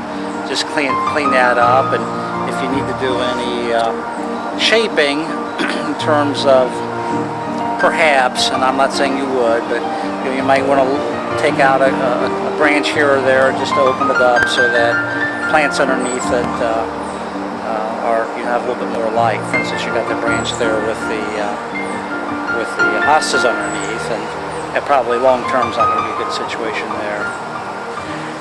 Here we have an azalea bush, I guess, right? Right. This is what it looks to be a evergreen azalea, and it's just fleshed out with a lot of new growth following its flowering. And of course, it's kind of nicely placed. It's kind of protected from the environment, and that's really what azaleas need for our kind of climate. And I'm sure it's quite spectacular when it's in flower, and you can see some of the remnants of the pink blossoms on. Mm-hmm. And then we have several hosta plants, right. Different varieties. We have a nice collection of hostas here, and I think we've done a particularly nice job of contrasting their textures, which, as we teach in some of our programs, that you define as the size of the leaf, and that's oftentimes what interesting gardens need, is they need some texture, and hostas, of course, do that. And then this tree right over here. Well, we have a sugar maple. That's a sugar maple. Of course, sugar maples are indigenous to northern Kentucky, as they are over a large part of the eastern part of the U.S. It's a tree we have a lot of troubles with our heavy clay soils. They do well in kind of more of a natural, loamy, high organic matter soil. That tends to be their home, more upland soils. But what we find is when folks put them in altered soil landscapes where the topsoil's been stripped away and there's a lot of compaction, that they tend to struggle a lot. Mm-hmm. Now back over here in the front of the house, we have some kind of what is this here? Is this like a blue spruce of some sort? It's a dwarf blue spruce, and to be honest, I wouldn't guess which one it is. It could be maybe Fat Albert or one of the other small dwarf types, but it's so that'll be kind of fine to call it Fat Albert as long as you don't call it Fat John. Could be the good point. That's a beautiful plant. Obviously it looks like it's a slow-growing type, and it lends itself to the kind of use that's here, and that makes a beautiful contrast with that which is planted around it. And beside that is another... Well, there's another Japanese maple, and it's a thread leaf. It's obviously a red thread leaf type, and has a beautiful graceful pendulant habit, being a little bit squeezed out by the blue spruce, but still nonetheless a beautiful contrast in color and texture. And then next to that, it looks like we have a bird's nest spruce, or one of those like that, that is a small shrub form, very compact, makes a wonderful replacement or alternate kind of plant where oftentimes we see too many taxus plants, so it makes a great plant in that kind of situation. Done a very nice job. And beside that, another blue spruce, another dwarf type of blue spruce. And then coming back here to coming up the fence post on the post on the cedar porch. These are clematises, I think they're called. Or? Yeah, well, you know, oftentimes we say clematis, although I guess many people would say that the proper way to pronounce it is clematis. But either way, it's a nice plant. And of course, clematis prefer a soil that's where the roots can be cool. So they don't like to be the roots don't like to be in hot sun. They like to be fairly moist and in well-drained, fairly high organic matter soil, and they do really well. Oftentimes homeowners will try to shoehorn them in some pretty difficult environments, but it doesn't look to be the case here. There are some spring and summer flowering types, and then of course there is the paniculata, which is a late summer flowering variety, a little bit smaller leaf, but also a real grand type of climbing plant. These have a beautiful purple leaf on them. That could be Jackmanii. We'd have to kind of see the flower, but Jackmanii is a very popular variety. It's been out for a number of years. What June does is lets them grow up, and then she wraps them all the way across the front here. Right. And lets them trail. Boy, it has a beautiful environment here to really have kind of a nice natural kind of landscape, so it really works well. And of course underneath them in the beds we have some astilbes, and they are a perennial, herbaceous perennial, meaning they'll die down during the winter months, but re-emerge. And I can see there's flower buds starting to form on some of the spikes now, and will certainly be in flower in probably less than a month. And it's a beautiful plant. It's become fairly popular over the years now. Now is that low shrub? Is that a juniper they call it, or something? It's a juniper. I'm thinking it might be the single seed juniper, and it's become pretty popular in a lot of Kentucky landscapes, flag types. What kind of irises are these, Julia? Siberian iris? Open out on the island. Okay. Siberians are nice. They are really a favorite of a lot of gardeners because of their nice vertical, narrow foliage. It adds a lot of interest in landscapes. But anytime you can introduce some pretty strong verticals, it really adds character to the garden. Now this is a different kind of hosta underneath the Japanese maple, isn't it? Yes, it is. Is that typically the way the leaves are, John? Yeah, typically they come out curled like that. Okay, to be honest, I don't know that. It's really interesting. It has a lot of character to it, and I would think that that's something that really lends itself well to contrasting some of the plants in the rest of the landscape. Now this is a little rose bush here. Right. I'm not sure what kind it is, but well, it needs to be shaped a little bit, probably. I'm not either. It looks like a landscape type of rose. There are so many species of roses, and then in addition to that, there are many varieties or cultivars, as we would say, of those. So again, I would have to do a little searching on that, but it certainly looks like it's doing well. Kind of fills the space in the garden and adds a lot of colors. What are the flower colors on that? That's a bright red. Okay, and how long does that stay in? That stays up pretty much all summer. Okay, really? Yeah, and then I see we got a couple of mums coming up from last year. Right, hardy mums are not always hardy for us in northern Kentucky with our heavy clay soils, and sometimes wet winter, sometimes they struggle. Yeah, they do, don't they? But anytime that they come back, it's always a bonus for us. Now this hosta here is a sort of a variegated one, isn't it? It's like it looks like it might be like what's often referred to as an alba marginata, which is a well-known, popular hosta variety. and really nice full plants, and they really make quite a striking display in the garden here. Now see, the irises down there are just about ready to pop open there, aren't they? They are, and again, I would say those are probably Siberians. Must be, I would guess, maybe a little different variety than the ones up here front, because those get a little bit more shade, and so they're still even advanced to the ones in the full sun. Now here we have I guess this is a rhododendron, Yeah, I have a beautiful rhododendron here, and rhododendrons are a plant that most everyone knows, or most everyone tries to grow, and because of its high recognition and their beauty, but it's a plant that hard to grow sometimes. Can be hard to grow. They really prefer kind of an upland, organic, woodsy soil. Acid, a little acid. They like an acid soil. Like most rhododendrons, they have a pretty primitive root system. So, given a heavy clay soil, they can really struggle. So oftentimes I'm discouraged about telling people to grow rhododendrons unless they want to go that extra mile and really make the proper soil preparation to have them do well.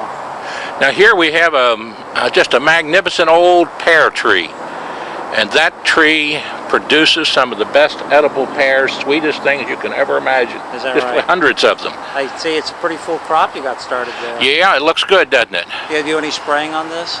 No, let's just leave it natural. Now I did get one of the tree companies to come in and treat the other trees, but I don't know if they did anything on this or not. But I mainly, we get guests that stop by and we give them a basket full, or let them pick some, or eat some ourselves and come back. When should I be back, John? But they're delicious, I can tell you that. Okay. I'm not sure exactly what kind it is or how old it is, but it's been around for a long time. And then next to that, it looks like a pin oak to me. Is that what you think that tree is? From here, it looks like a pin oak. I see there are some branches that have been lost up in the tree, but up at the top part of the canopy, it's still all together. And sometimes or oftentimes that happens when you have a lot of plants, trees, in close proximity to one another, that they tend to lose those lower branches and put its energy on getting to the top where the sunlight is at. But yeah, certainly pin oaks are very popular throughout all northern Kentucky, and with their heavy clay soils, they're known to do well. Now here's something here that's very unique, at least for us it has been. This, it's the shape of this cedar tree coming out of the ground here. My wife always likes this, and it looks like it's struggling and having a tough time, but she loves that, and it adds a character there. It does. It's kind of looks like a giant bonsai in the garden. It looks from here that it might be a Scotch pine.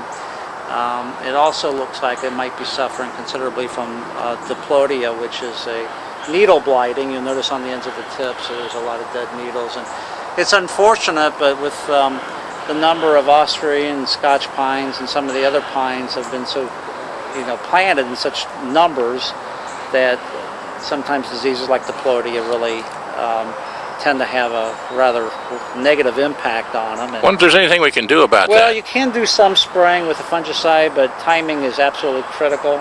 And I think for most of us, that's not really ultimately where we want to be, to have a tree. If we have to struggle to keep a tree, I'm not so inclined to have it. But boy, what a beautiful horizontal habit, really moves the eye into the garden a little bit. And behind it, now what are those? Do you know what those are? Jenny Courtois, who lived here for many, many years, of course had her bonsai trees, and she was a great gardener. This property was on the garden walk for Cincinnati and Fort Mitchell in northern Kentucky for many, many years all around here. Yeah. And I'm not sure what those are. You're talking about the leaf that's kind of bipartite? Yeah.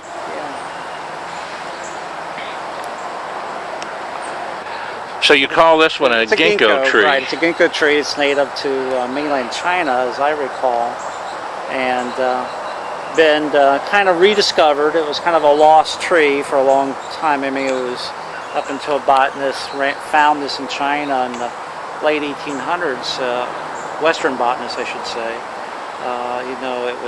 It's a single species, and otherwise a genus that only has this one species. So it's kind of a unique tree. does well. It's been brought into this country in the late 1800s and has been pretty widely planted ever since then. It does well in urban environments. Has beautiful fall color. You probably find that, doesn't John? Yes. The leaves all generally yellow, nice clear yellow, all about the same time, and sometimes it happens to be within just a matter of days that all the leaves will yellow beautifully, and then all of a sudden they tend to drop all at one time. But a beautiful, durable tree in the landscape. Now here we have, this is, I think, a spirea, or they call this? Yeah, this is a summer flowering spirea, and there's many varieties or cultivars on the market now of these, but this is a plant that you can easily keep pruned back if it gets too expansive, and comes right back on you. So this is a plant that lends itself to really being heavily pruned if that's what you need. But you can see it's starting to come into flower. Buds are developing. It won't be long until it comes into flower. Many varieties. You can get it into a plain green, yellow-green, very yellow, and then almost kind of a limey green kinds of colors. So there's oftentimes used for some color interest in the landscape. And then here we have another, I guess, another Japanese maple. Japanese maple here. Real pretty specimen. And I see a little bit of damage in it, so that needs to be pruned out just a little bit. And then behind it's another different type of blue spruce, huh? No, it is. It's obviously a named cultivar of a blue spruce, and I would guess that ultimately you're going to have a conflict. You can see with the spruce, with the pine tree above, the Scots pine is going to obviously kind of create a conflicted situation there. But boy, what a beautiful blue-green color. There's a lot of interest in the landscape, particularly next to the red leaf, the burgundy Japanese maple. Now here we have another. This one's getting crowded out a little bit though, isn't it? Well, it is a little bit with the white pine, and maybe at some point the white pine will need to go right on the right side of it, but this is a beautiful green, I think you'd probably call this or nearly a thread leaf type of variety, but with all the Japanese maples, they have been selected over hundreds of years for their height, their color, their form, so you can have a lot of diversity. And if you don't know which variety it is, you don't always quite know how big they might get. And some more hosta plants here. More hostas. Absolutely. Different kinds. Different kinds. White pine, which is a tree kind of like the sugar maple. They like to be in loamy, well-drained, organic upland soils. And how tall would you say that is right now? Oh, that's probably, I would guess that's probably nearly 20 feet, would you say? Yeah, I'd say so too. Yeah. I remember when I planted that one, it was only about, I guess probably 4 foot. Okay. Well, in fact, that's, they're widely planted. House and builders, developers will plant white pines because it can be fairly rapidly growing. But unfortunately, in these altered soils, they don't really lend themselves to longevity because they just don't do well in compacted heavy clay. They need to be in a very humusy environment and hopefully somewhat on the acidic side to really to make that outstanding tree with a real blue-green needles that they can display. There's another azalea bush here. And what are these little flowers behind here, I wonder? Well, it looks like they're daylilies. Little daylilies. Or one of those type of, but although I don't know, but that would be typical Celodiora. Of course, any gardener wouldn't be a gardener unless he had a couple tomato plants. Well, you got to have those. Got about 3 varieties over there. Looks like they're coming along pretty well for you. Yeah. So I see some flowers on them, so I would suspect they're going to have some fruit to pick. And we got about 4 new rose bushes over there in the rose garden. Yep. And of course, this is another one here. I planted this other pine here. Another white pine. White pine, and that one's probably, I bet, 30 foot tall, isn't it? Could very well be pretty close to it. Certainly has a little more diameter on it, and certainly a bigger tree. And it looks like it's pretty happy there too. Yeah, it was the same size as this one when I planted it. Yeah. It's just had a little better location there. Better location, and of course being right by the house with this one here, there could be some more soil compaction. Now, do you see these trees over here? I know that you're going to say that unique one that's way peaked up there. And you have any idea about that one? That's a unique tree to this area. Well, it's a cypress. Okay. I'll give you a tip. Okay, is that a mulled cypress? I'm not sure, but I know that Jenny imported it and brought it in. Okay. And it is just a magnificent tree. It has a wonderful pyramidal shape to it, doesn't it? Looks like it's really towering over the surrounding trees. How old is that, John? That's probably was planted in the 50s. Okay. And then in the 50s, I would say. Okay, so we're looking at 50, potentially 50 years. At least 50 years old, I'd say. Right. It might even be a little older than that. Yeah, it's a beautiful specimen. And of course, the trees on the left side of it look like to be black locusts, and they're native trees, and they've been, at least I assume from here, it's a black locust tree, and you see a lot of them in the landscape. They're kind of a volunteer species that moves in where there's opportunity. Beautiful white flowers on, usually in the spring, very, very fragrant.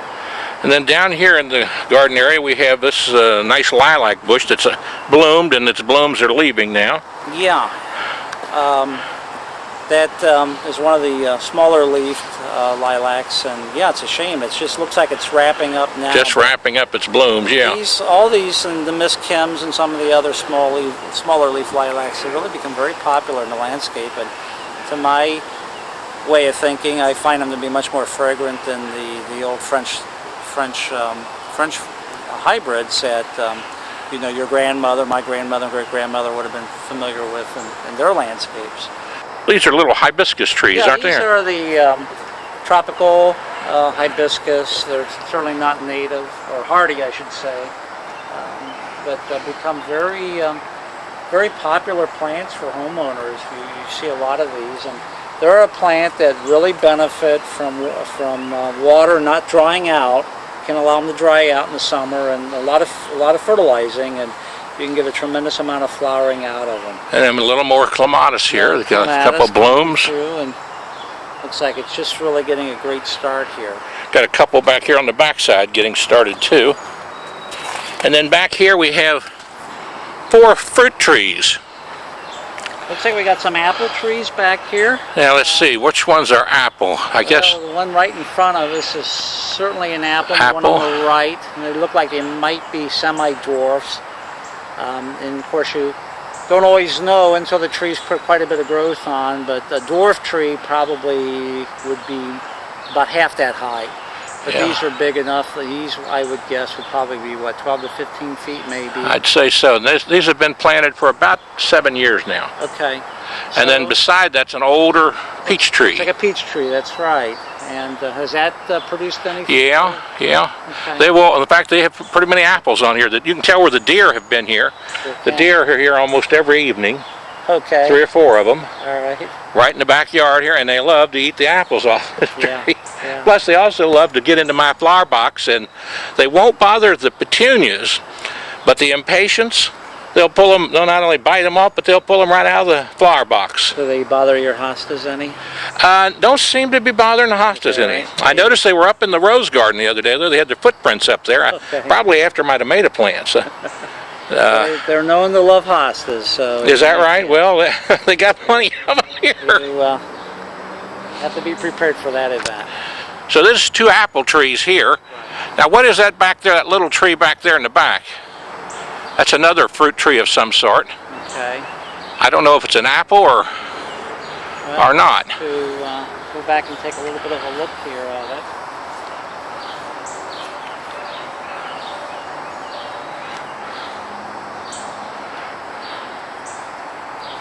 Now that's another one of those dwarf apple trees, is it? Could very well be. I would guess it is a dwarf or semi-dwarf. I see some fruit on it. So that's a cherry, huh? It's a cherry or cherry family. Got the typical identification. Laid out nice with the trees though, isn't it? Yeah, it is. It's has a great feel for being tucked away, nice wooded environment. Now over here, this is another spruce of some sort, or cedar, or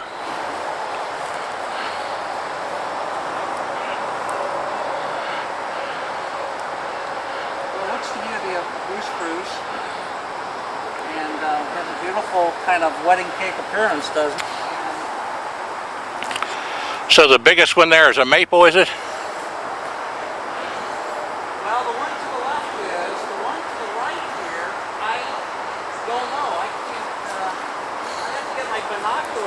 That's a big one, isn't it? Yeah, I can't see well enough up in there to see the leaf. The trunk. There are all four of these hackberries here? Well, you see, if you look at the bark, you see how the ones in the large one right in the middle. Yeah, it has knobby. You can see that knobbiness. Those are definitely telltale identification for a hackberry. The one on the left side of that, I guess it's probably a hackberry. Yeah, it's a hackberry too, because I looked further up, I can see the knobs on it. And then this one here, of course, is Bill Straw's tree. Oh, yeah. Aristocratic pear tree. Yeah. I planted and I helped him get planted when he first invented it in the Capitol in Washington when I was with Congressman Breckinridge. Is that right? Well, it is. A number of years ago, it was certainly named as the official Kenton County tree. Yeah. Down on the Independence Courthouse grounds. There's one out there, and that's the largest aristocrat pear that I've seen. So it's a beauty. This one here looks like a pretty nice one as well. Here we have another, I guess this is just what, a honeysuckle bush here? Yeah, John, this is an Amur honeysuckle, and I think I'm going to whack it back. yeah, I'll tell you, it's an invasive plant from China. We see it everywhere. It tends to grow on the margins of wooded areas very well, and I'd be just as well off taking it out, wouldn't I would certainly do it. This is another pine, I guess. Pine tree here, and looks like another hackberry above it, if I'm not mistaken. From here, looks like that. Wonder what the big one is there. Well, it looks like it's got a compound leaf, so I'm going to guess it might be an ash. Bark looks kind of typical for. Okay. Now, do we know what this one is here? Well, this one here is another hackberry, so we seem to have a lot of hackberry on your property here, John. And then this one right in the middle with the euonymus growing up on it, that's a black locust.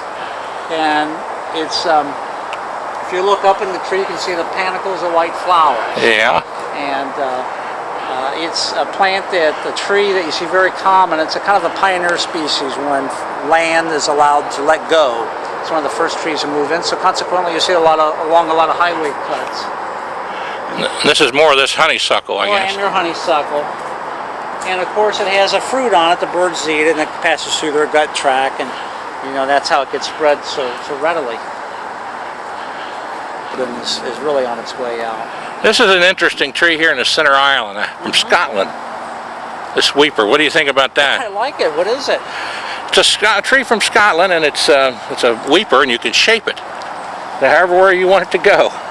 Well, I'd have to check it out, but it looks like it might be like a cedar of Lebanon. Weeping tree.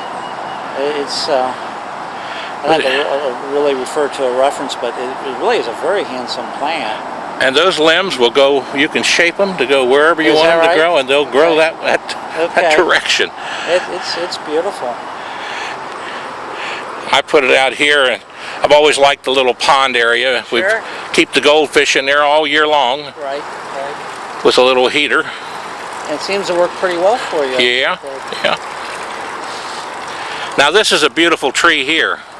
Yeah. It's called a tricolor beech tree. Tricolor beech, and of course beeches are magnificent trees, and certainly looks like it has off to a good start to become such a tree. I planted that there, and it was about 3 foot high when I first planted it. It really attracts people's attention and interest, and people love to see them. Of course, it will inevitably become a very large tree if it's taken care of. Yeah. So it's be a great tree for it here. Pretty slow growing, though. Beeches can be, and they don't take kindly to having their roots disturbed, so you need to be a little mindful not to be trenching or digging around beech trees any more than absolutely necessary. Now down there we have a little maple, or a little dogwood. Oh, okay. That's what that is, has a little pink bloom on it. Okay. And we put that in there. Okay. And then I think there's a walnut tree down there too, isn't there? Or can you tell? black walnut there, isn't it? Yeah, it's a black walnut tree. It's got the compound leaf. And certainly can become a very sizable specimen of the landscape. See the fruit hanging on it now. And that's called a white? Well, it looks like it might be what's called a white linden or American linden. We'd have to. It's a pretty tree, isn't it? It is, and it's a native tree, and so you will see it in lands like when that's has a lot of trees growing on. It's cleared for some development, but we've had some very large specimens in the Covington area that I've seen over the years. So it's now down below that's another dogwood I planted. It looks like a dogwood, flowering dogwood. So. And then there beside it's another. I guess that's a cedar of some sort, isn't it? No, it looks like it's pine or. It's a spruce. It looks like it might be a Norway spruce from here, with a lot of nice green growth just now emerging. So. Sit.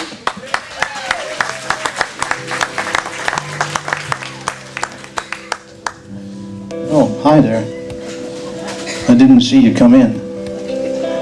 I was here looking over some of my old philosopher friends. Plato, Aristotle, Descartes. Spent a lot of years philosophizing. But you know something? Don't ask me to explain for you how one can start again. How hardened hearts could soften like a child. Don't ask me how to reason out the mysteries of life, or how to face its problems with a smile. Go ask the man who's found a way through tangled ropes that come to stay when all communication were destroyed. Go ask the child who's walking now, who once was crippled, then somehow her useless legs were made to jump for joy. Go ask the man whose burned out mind has been restored. I think you'll find the questions not important as before. Don't ask me if he's good or bad. I only know the guilt I had is gone, and I can't tell you anymore.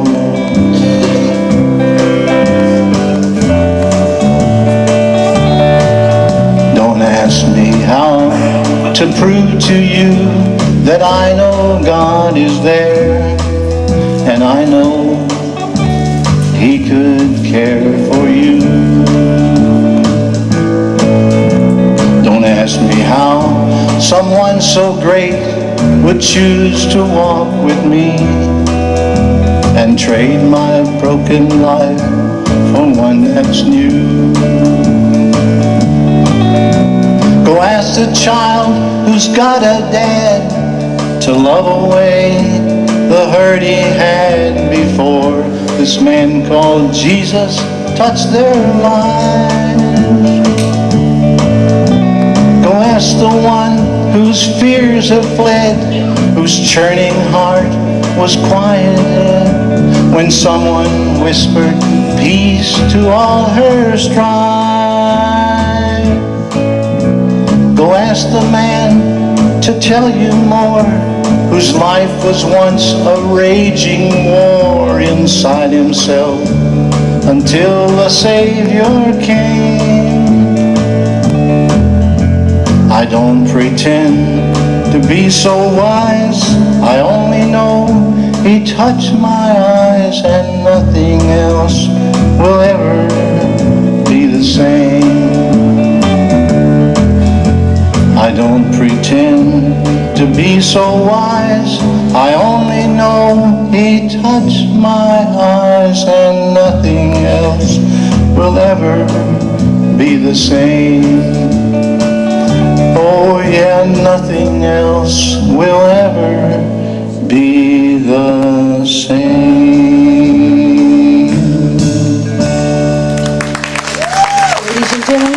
Jackie Robinson. Thank you very much.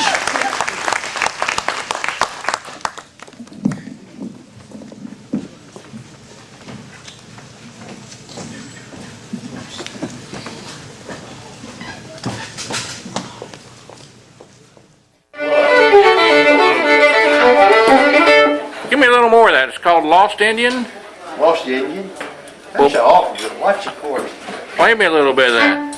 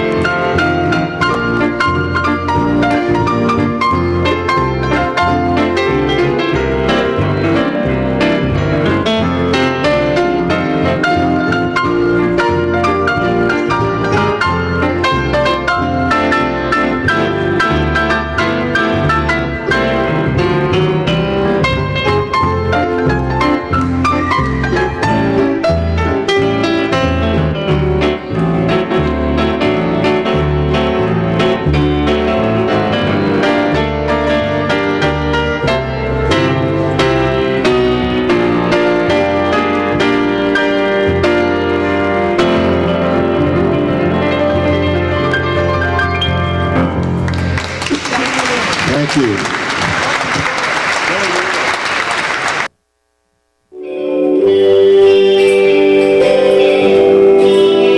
I'm a little boy with glasses, one they call a kid, a little girl who never smiled, braces on my teeth. Now I know how it feels to cry myself to sleep.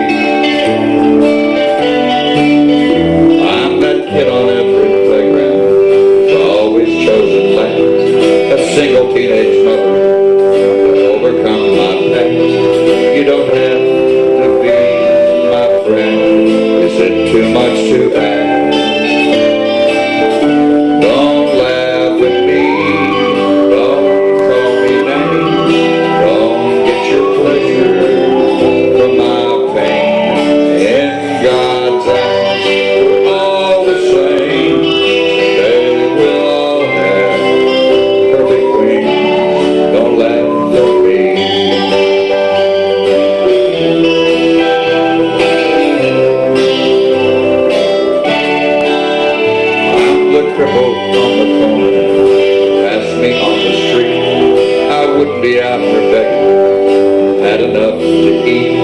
Don't think that I don't notice, our eyes never meet.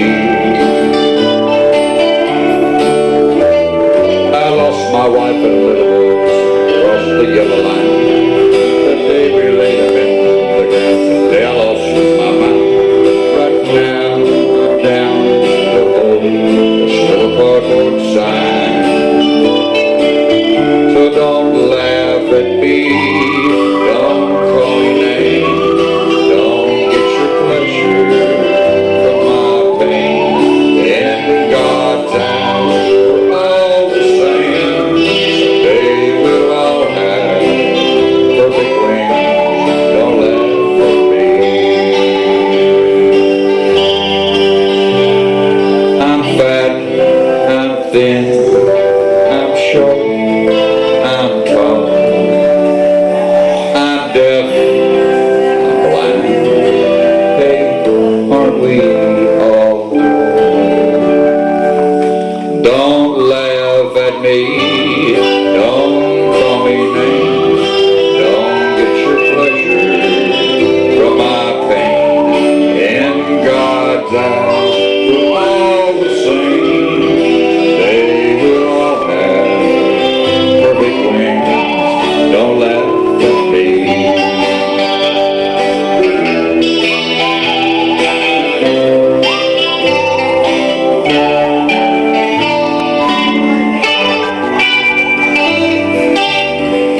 Beautiful Gerald Stevenson, my brother Gerald. Whosoever will group with my brother Gerald Stevenson and Wayne Snyder and Bob Gosnell and Randy Wallace on the keyboard, minister at Oak Ridge Baptist Church, and yours truly, John Stevenson, the old Kentucky politician, and our great helper over there, the Fowler boys. I don't know where Art is tonight, but his brother's here. They helped carrying that equipment and get us set up. Art's tardy tonight, although he was at prayer breakfast this morning. So we got to get him credit for that. And he went to 3 hospitals. And well, you wore him out. You did. Wore me out, did it? Oh, the sun shines bright on my old Kentucky home. 'Tis summer, the children at play. The corn-topped ripe and the meadows are in bloom, and the birds make music all the day. Weep no more, my lady, oh, weep no more today.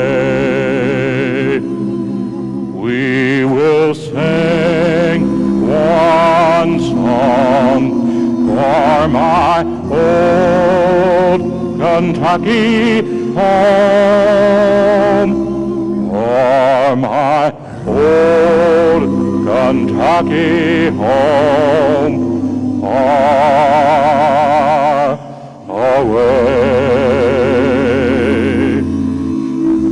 I look out there and I see the children, and you know the children is what it's all about. And I see them as they play the games. I see them in the pioneer tents. I see them in our churches, and I see them in our schools. We have a responsibility to the children, a responsibility to give them something, a quality education. Every child deserves a chance. Dr. Clark has given 100 years of his life and his lovely wife, Loretta. Dr. Steele has given his career to the university. Dr. Ramage has given his career to the university. Dr. Claypool has given his life to the university, to children. All the teachers out there and our public servants give their life so that our children may have a little better chance in what we call this thing, America. It made me feel good tonight. Give the Ball family a good hand tonight. We're going to sing for you.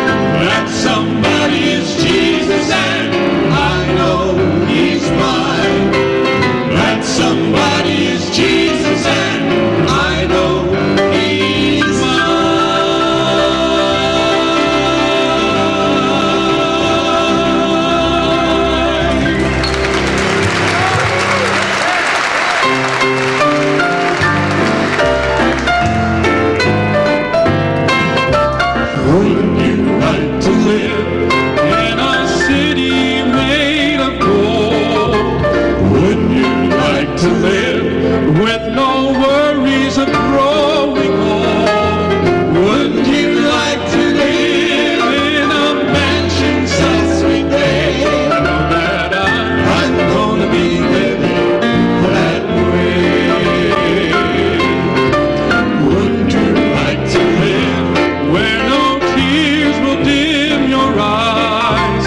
Wouldn't you like to live where there'll be no sad goodbyes? Wouldn't you like to live with Jesus some sweet day? I know that I'm gonna be living that way. I'm gonna be walking with Jesus by my side. I'm gonna be talking with my loved ones who have died. I'm gonna be singing in the land of unclouded day.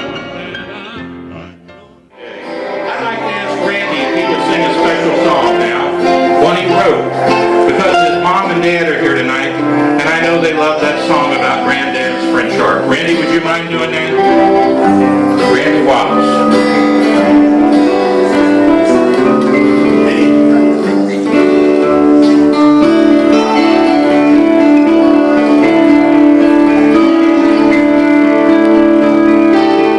There is still a lot of music in my granddad's old mouth. Though he played it every day from dusk till dawn. After he went on to heaven, now gave the heart to me. His music legacy carry on. Round the cold stove in winter, I can see us grandkids sit as the snow was gently covering the ground. We sing as he played Dixie, darling Clementine, clapping time for that cabbage down. Those were the days when music was our lifeblood, with songs not from our heads but from our hearts, songs of love and pride for all the things worth believing in. And I hope those things will never depart.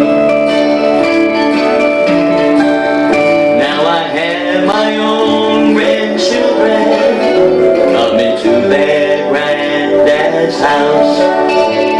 In my easy chair they gather round, and upon this harp I play them these fond memories of mine. Dixie Clementine, for that cabbage down. These are the days when music is our lifeblood, with songs from our heads, from our hearts, love and pride, all the things it's worth believing in. And I hope these days will never depart. Hope these days will never depart.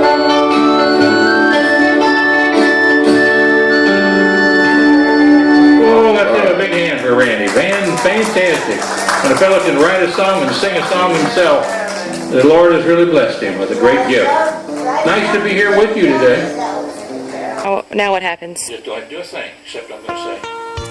Well, it's great to be here in Frankfurt, the state capital, with my two grandsons, Cody and Dalton. And standing beside us here in Lieutenant Governor Steve Pence's office, ran with Governor Ernie Fletcher is Joseph Whittle, and I happen to remember him for his days as a United States prosecutor, and he was one of the best in the country. It's very honored for us to be here with him, and I remember him from the days when I was superintendent of public instruction here in Kentucky, and we're very proud of his work as a public servant. Whittle, thank you very much. Nice to be here with you. You be sure to tell the Lieutenant Governor we all said hello. Absolutely, I'm sure he'd be sorry.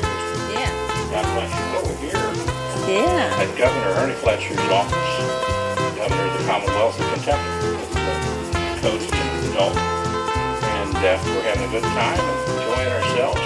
It's great to be down here today, and it's very nice of you folks to open up the door so we can see the governor's office, see how he does his work here. It's great to be here with our new governor. We have here the co-producers of this project for school, and that project is going to be touring the state capitol, the old state capitol in Frankfort, Kentucky, with Cody and with Dalton being the co-producers of this event and the videographers.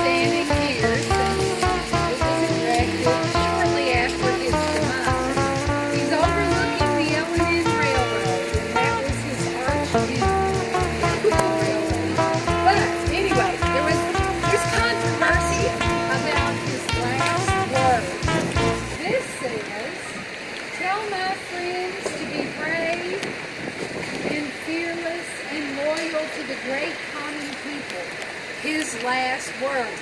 Well, they said no. The doctor attending Goebel was asked to. Goebel was hungry and he wanted oysters. He knew it was probably his last meal, and he loved oysters. So they bring him a big oyster and he eats it and he says, "Gosh, Doc, that was a damn bad oyster." They said you just wouldn't want to inscribe that on your monument. Attributed. Actually, and this, all three branches of government were I'm just listening to her. legislative upstairs, judicial downstairs, and I used to like to say, well, there were no executive branch offices here. I was wrong. That was an executive branch office called internal. I finally figured out what that meant. The Department of Transportation. Roads, they collected tolls. Any legislation passed upstairs of that nature, building a road, establishing a toll road, took place from this office, or they're the ones that advertised the bids, accepted the bids, and that kind of thing. We'll go on in there and look around. Right now we have a history of the Frankfort Public Square in that room. 213 years ago, when Kentucky became a state, you had all these little towns that wanted to be the capital. None smaller than Frankfort. I think they had maybe 300 people in 1792, but they made a good offer. They offered the use of the public square to build on 1,500 pounds of nails, which evidently in 1792 nails were as good as gold. They were hand forged one at a time. 10 boxes of glass, lumber, stone, door hinges and locks. I think that was funny. And a $3,000 salary for the 5 commissioners who were choosing. I said, well, I would have picked Frankfort too. That was the only salary they were going to get. And they came here and built the first one. But you all, they burned. That first two burned within 30 years. In 1980-something, we had a pain analysis done. And the man told us noticed that they hadn't even painted in here when they opened the building. They put the bookshelves right up against the wall plaster. Well, you know, we forgot about that, but about 4 years ago when we started to restore this room, we were really scraping the paint off so we could paint it back fresh. No matter where you scraped, when you got down to the raw plaster, you could see right where those bookshelves had gone. And they went from the top of that door to the ceiling, actually to the ceiling all the way around. But you all, we had so much trouble getting enough books. I mean, if you look closely, a lot of our books are a little too recent. So we knew, you know, we had too many. I mean, they came in here and got packages, they got quires of paper, they got candles, so they would have had boxes. But we've got a little too many. So that one would stack perfectly against the one below it. Now, if you stack this stone and that stone against the middle, and it doesn't have pressure above it, they're going to drop like the rocks that they are. So every time they would have to stack one up, they had to prop it up from the floor with timbers. And they got taller and taller as they went up with it. Finally, when they got to the very top, they put in the keystone. And the weight of it wedged them so tightly into the middle that they couldn't move. They were that tight. I'd say it's kind of scary to pull the props out from under. But they're made of our only native marble, Kentucky River marble. And this, to me, is the coolest thing about this staircase. Now, it looks like they left over the first step, but when you hit the second one, and certainly the third and fourth and on up, you can feel every footstep. From old, tall, skinny Henry Clay in November of 1850, he walked up these steps, walked down the aisle in the House chamber to give a big speech about the compromise of 1850. You can feel the footsteps of the Civil War lawmakers who came in April of 1861 and then in May declared Kentucky neutral, the only state to be officially neutral. Followed by new elections in August. In September, they come back, somewhat altered, and declare for the Union. Soldiers from both sides. First, the Confederates capture the building on September 3rd, 1862. They're here for over a month. And then the Union troops are here for a time. We actually have a letter that a Union soldier sat down in the Senate and wrote to his sister Helen in Iowa in 1862. It's pretty cool. Well, if you all are ready, we'll either go on up the steps, which are perfectly safe. We've used them. They've been used without interruption for 175 years. Or you can take the steps. You go through that door, the elevator. You go through that door and the very next one to it that we're in right now. We have inventories from March 20th, 1854. We have another one with the prettiest penmanship. December 1859. And you all, there it is in black and white. 38. I can give you a visual. Yes, 38 spittoons. Now I promise you, that's furniture polish, not the real thing. Oh, can you imagine all that chewing and spitting? I bet it was gross. But they had them. You know, they didn't know about mouse and things like that. Instead of, an ink pen, you of course had your quill pen or your mechanical pencil, which was dipped into ink. But you had to carry a penknife to keep those babies sharpened up. Another thing written down there is a one bowl and pitcher. No running water. No indoor plumbing. So we have our bowl and pitcher. They wash up in the same room they made laws in. Now let me think, you all are from Jonathan Hathaway. You can see better when could you hold this for me? I was going to make a joke, but it's so much easier. An act for the benefit of Jonathan Hathaway, that the auditor be directed to pay out of the Treasury $61.50 to Jonathan Hathaway, Sheriff, it being money expended in arresting George Williams and Joseph Alguire, who made their escape from him when being conveyed by him to the penitentiary. 1849, an act to establish the Covington Commercial College, an institution for the instruction of young men in mercantile knowledge. That's pretty good. And I know Boone County, this is a funny one too. That's it. 1847, an act for the benefit of John Goodrich. Isn't there a Goodrich school in Boone County? I think so. That he is hereby authorized to entertain drovers with their cattle and hogs, etc., and to sell his grain, corn, and other produce to said drovers while stopping with him without obtaining a license to keep a tavern or a house of private entertainment. And then Estill County, they're changing somebody's name too. Let's see, William Franklin.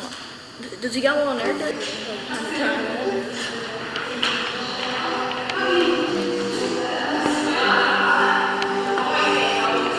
These are a bunch of hats.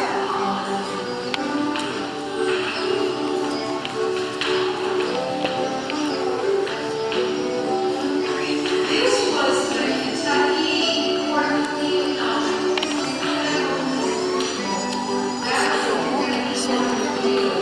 We don't have any this. Nine hours across in the coming years, we have learned to patent that extravagant advantage for the few ultimately depresses the many.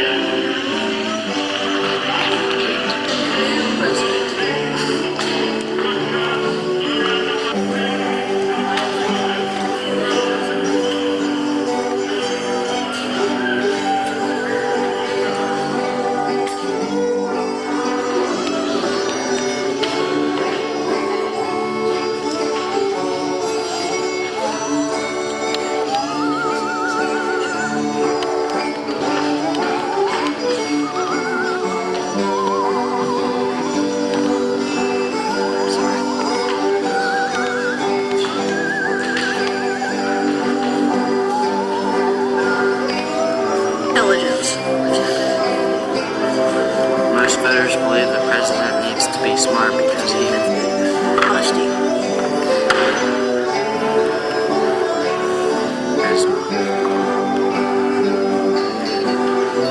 Legal.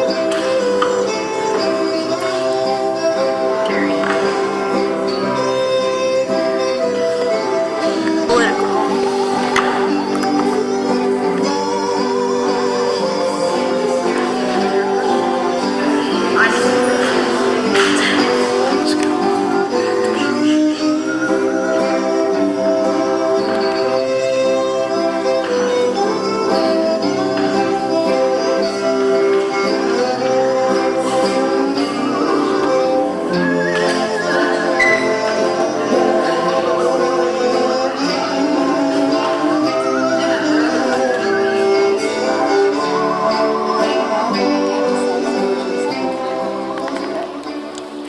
And steamboats started when? The steamboat era started from about 1830 and it went to about 1880. Till about 1880. Right, that was the best mode of transportation at that time. Up until the time of steamboats, all the transportation on the river would be downstream. It would be very difficult to go against the current. We found out that one historian looked up and said, from New Orleans to Louisville, if you go against the current, you go upriver, it takes about 9 months.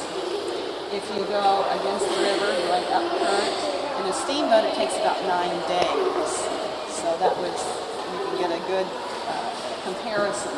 Steamboats were like a floating hot water tank. And we have a drawing here of a steamboat. The smokestack is towards the front. It's connected to the boiler. The boiler is what pushes the pistons back and forth, which in turn turns the paddle wheels. The boat is maneuvered from a big wheel in the pilot house. It's connected to the paddle wheel by cables that go down to the bottom of the boat. And if the cables get damaged somehow, there's no control on the boat. They don't have any way of maneuvering the boat around. Passengers would board using, I think it's called a bridge, I'm not sure, board at the front of the boat. The top deck of the boat was called the hurricane deck. It was basically the safest place on the boat. Because if an explosion happened, the explosion would happen underneath or towards the bottom part of the boat. The hurricane would be the last thing to sink in the water. So if you were on a hurricane deck, more than likely you would be able to be rescued and so forth. But this shows the water tank. 1852, Petersburg and Brownfield Package Company, Redstone. Good for a first-class package. Includes meals and berth. From Madison to Cincinnati, right? Passenger, Reverend Perry C. Scott. Reverend Perry C. Scott, so that's who you are. What can you tell us about Mr. Redstone was an explosion. It was racing against another boat, and it was on its way from Madison, Indiana to Cincinnati. It stopped, these packet boats stopped alongside the shores to pick up any passengers, and they stopped at a landing called Scott's Landing. They withheld the steam, which meant that they didn't allow the steam to escape, and the steam was being withheld in these boilers. It was building up a big pressure, and as it was pulling away from Scott's Landing, they allowed some of the Kentucky side of the river. Reverend Perry C. Scott, a Boone County, Kentucky minister, was a casualty of the explosion, having visited with his parents. Tall Stacks, they call it, yeah. Cincinnati, too. And you are? I'm Kathy Moore. And Kathy, you're here at the Kentucky History Museum, which is soon to be named the Thomas Clark. Thomas D. Clark Kentucky History Center. Right, so fantastic for our good friend Dr. Clark, who's going to be 102. July 9th. July the 9th. It's the renaming of the whole celebration. Right. Okay, fantastic.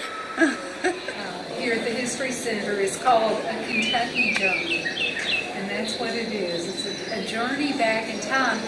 We start actually in the Cumberland Gap because so many of the Kentucky pioneers came through that narrow little gap in the Cumberland Mountains to get into the central part of the state. There were literally traffic jams at the Cumberland Gap. We had a very small pioneer period. Our exhibit is arranged chronologically, and the first section, of course, is the prehistoric era.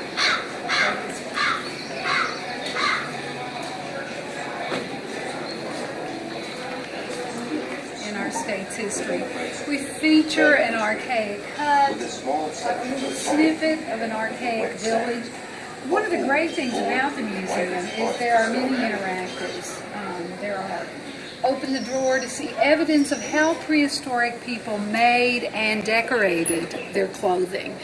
You see a scraper, several different types of scrapers, beads, things that, hairpins. Rock mushrooms. Is that what it looks like? Isn't that funny? And then also what they ate, how they prepared it. And they have found through archaeology and anthropology answers to a lot of questions about the prehistoric people, especially who lived along Green River in the south central part of the state. They used the deer for everything. Even where they got the thread to put their clothing together. That came from the sinew, the deer. Antler tines were carved into addle hooks. And then, of course, a lot of meat, decorations. The long bones became hairpins. And tanned hides were made into clothing, blankets, etc.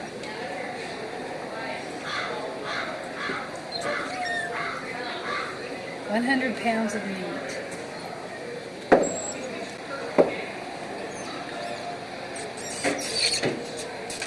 One thing nice about the Kentucky History Museum here, everything is self-explanatory, isn't it? It really is. And they've used wonderful talent as far as voices to tell you, how they made ancient tools. Open the drawer there, fellas. Oh yeah, buddy.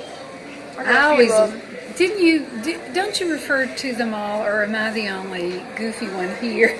I always refer to them as arrowheads, and come to find out, they're just, really spear points or projectile points. You're absolutely right. I got one like that. Arrows were a very brief time. Mm-hmm. Is there another drawer there, fellas? There certainly is.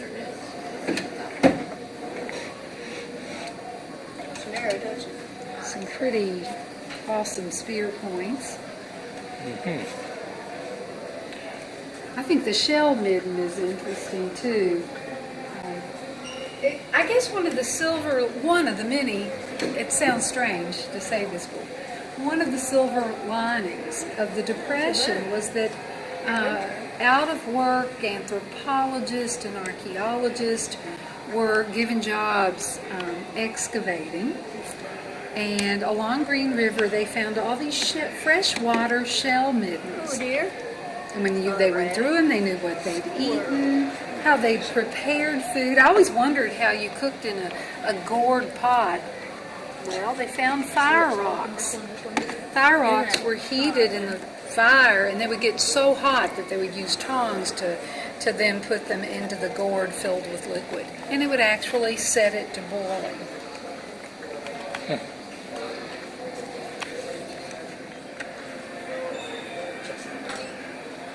This is the Kentucky Frontier section here then. Mm-hmm. Okay. Where Simon Kenton, I guess that's who that is, isn't it? It is. Actually raised first corn crops north of the Kentucky River. These are important and useful tools and instruments and must-haves for the Kentucky frontiersmen. Mm-hmm. What are those fellas? There's the powder horns. There's your satch, or whatever you want to call it. Holds all your extra tools and stuff. That's your hat. And who's the fella in the picture up there? Oh, that's Ken. Simon Kenton, Absolutely. which your Kenton County is named after. Yeah. That's cool. Okay. People came through the Cumberland Gap, but they also came down the Ohio River in flatboats and keelboats. We have a sort of a mock-up of a flatboat. The idea that you moved everything you had, all your furniture that you could bring with you, your children, your entire family, and your livestock. You brought your cows and your chickens, and, I think it sounds messy. And these were sort of called Kentucky flatboats, weren't they? Or I don't know that. I don't know that they were called Kentucky flatboats. They certainly came to Kentucky in places like Maysville, which had a good getting off spot. Actually, a lot of their early warehouses and houses in general were made from the wood of the flatboat. Because, let's face it, you couldn't take them back the other way. right.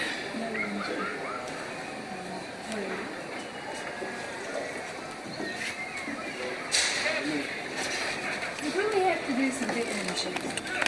I'd say a candle mold was a necessity. You weren't going to call LG and to have your electricity turned on when you got there. You had to be able to make those candles. I mean, we still have candles, but nobody has to make their own. And these are some of the tools of the trade. Now a lot of these were wooden tools, weren't they? Yes, they were. Now, some parts of them they could certainly make themselves, the wooden handles, but a lot of the iron part, the business end of the tools were made by blacksmiths. Mason, leather worker, carpenter, all important jobs on the Kentucky frontier. Although it surprises many people to learn that they bought so much. They really had available, for instance, this is from the Kentucky Gazette. I'm trying to see the date. And you were buying all kinds of muslins and calicos and chintzes, and you could buy shawls and handkerchiefs, Irish linen, black satin, and also things like velvet, cinnamon, ladies, slippers, shoes, and sandals. A good assortment of blanketing. Although, you know, if you could buy it, I'd say you would. This is the alternative. Warp your loom.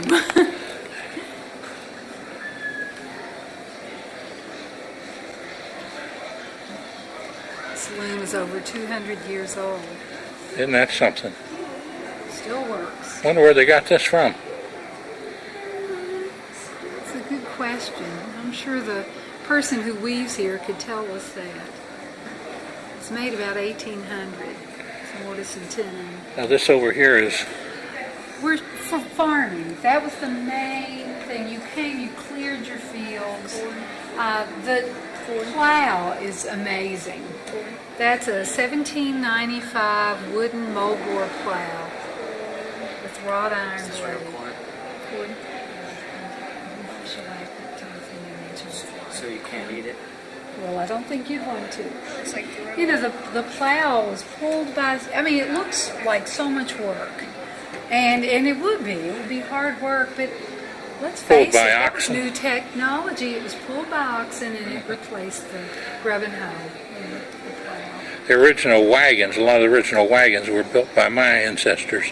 Really? In northern Kentucky in the Stevenson Magistrate District out in Piner. And there's two roads up there named after them, Stevenson Mill Road and Stevenson Road, where they had the old griststone mills grinding. And then they were wagon builders.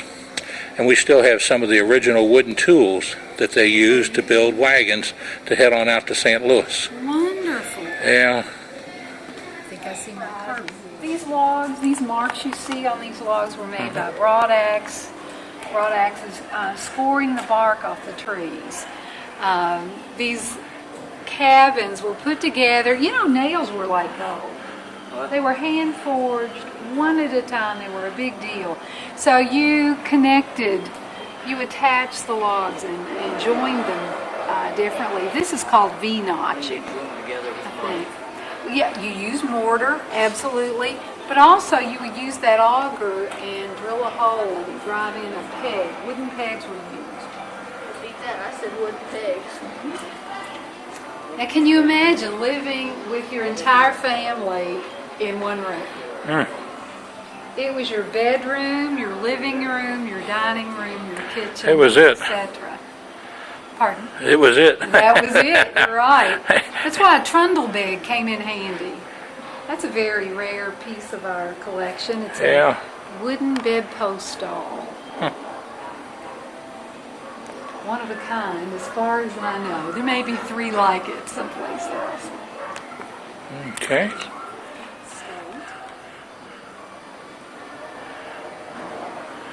The first three counties were Lincoln, Fayette, and Jefferson. Actually, I guess the first county was Fincastle off of Virginia, and then Kentucky County.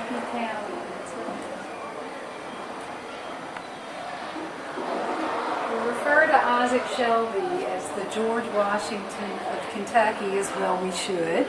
They were both the first executive officers, of course, of their, respective state and country.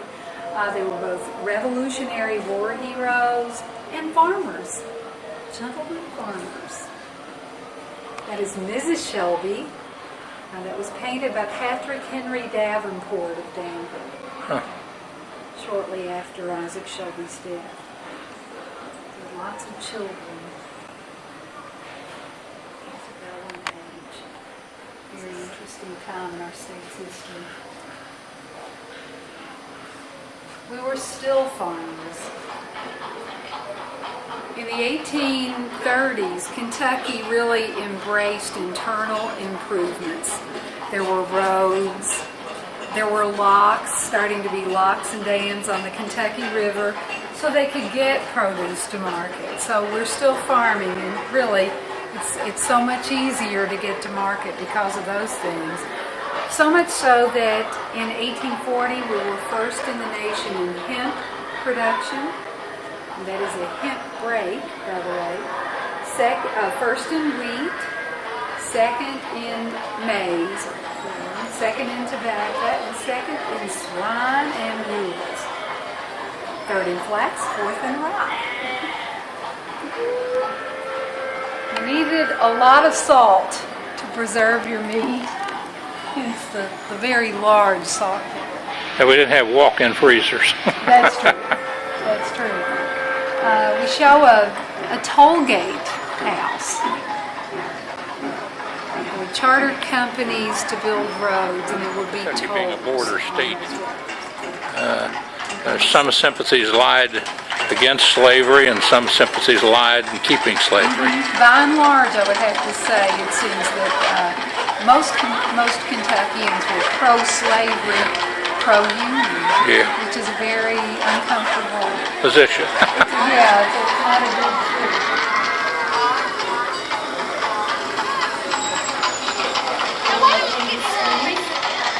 These are the early industries, I guess.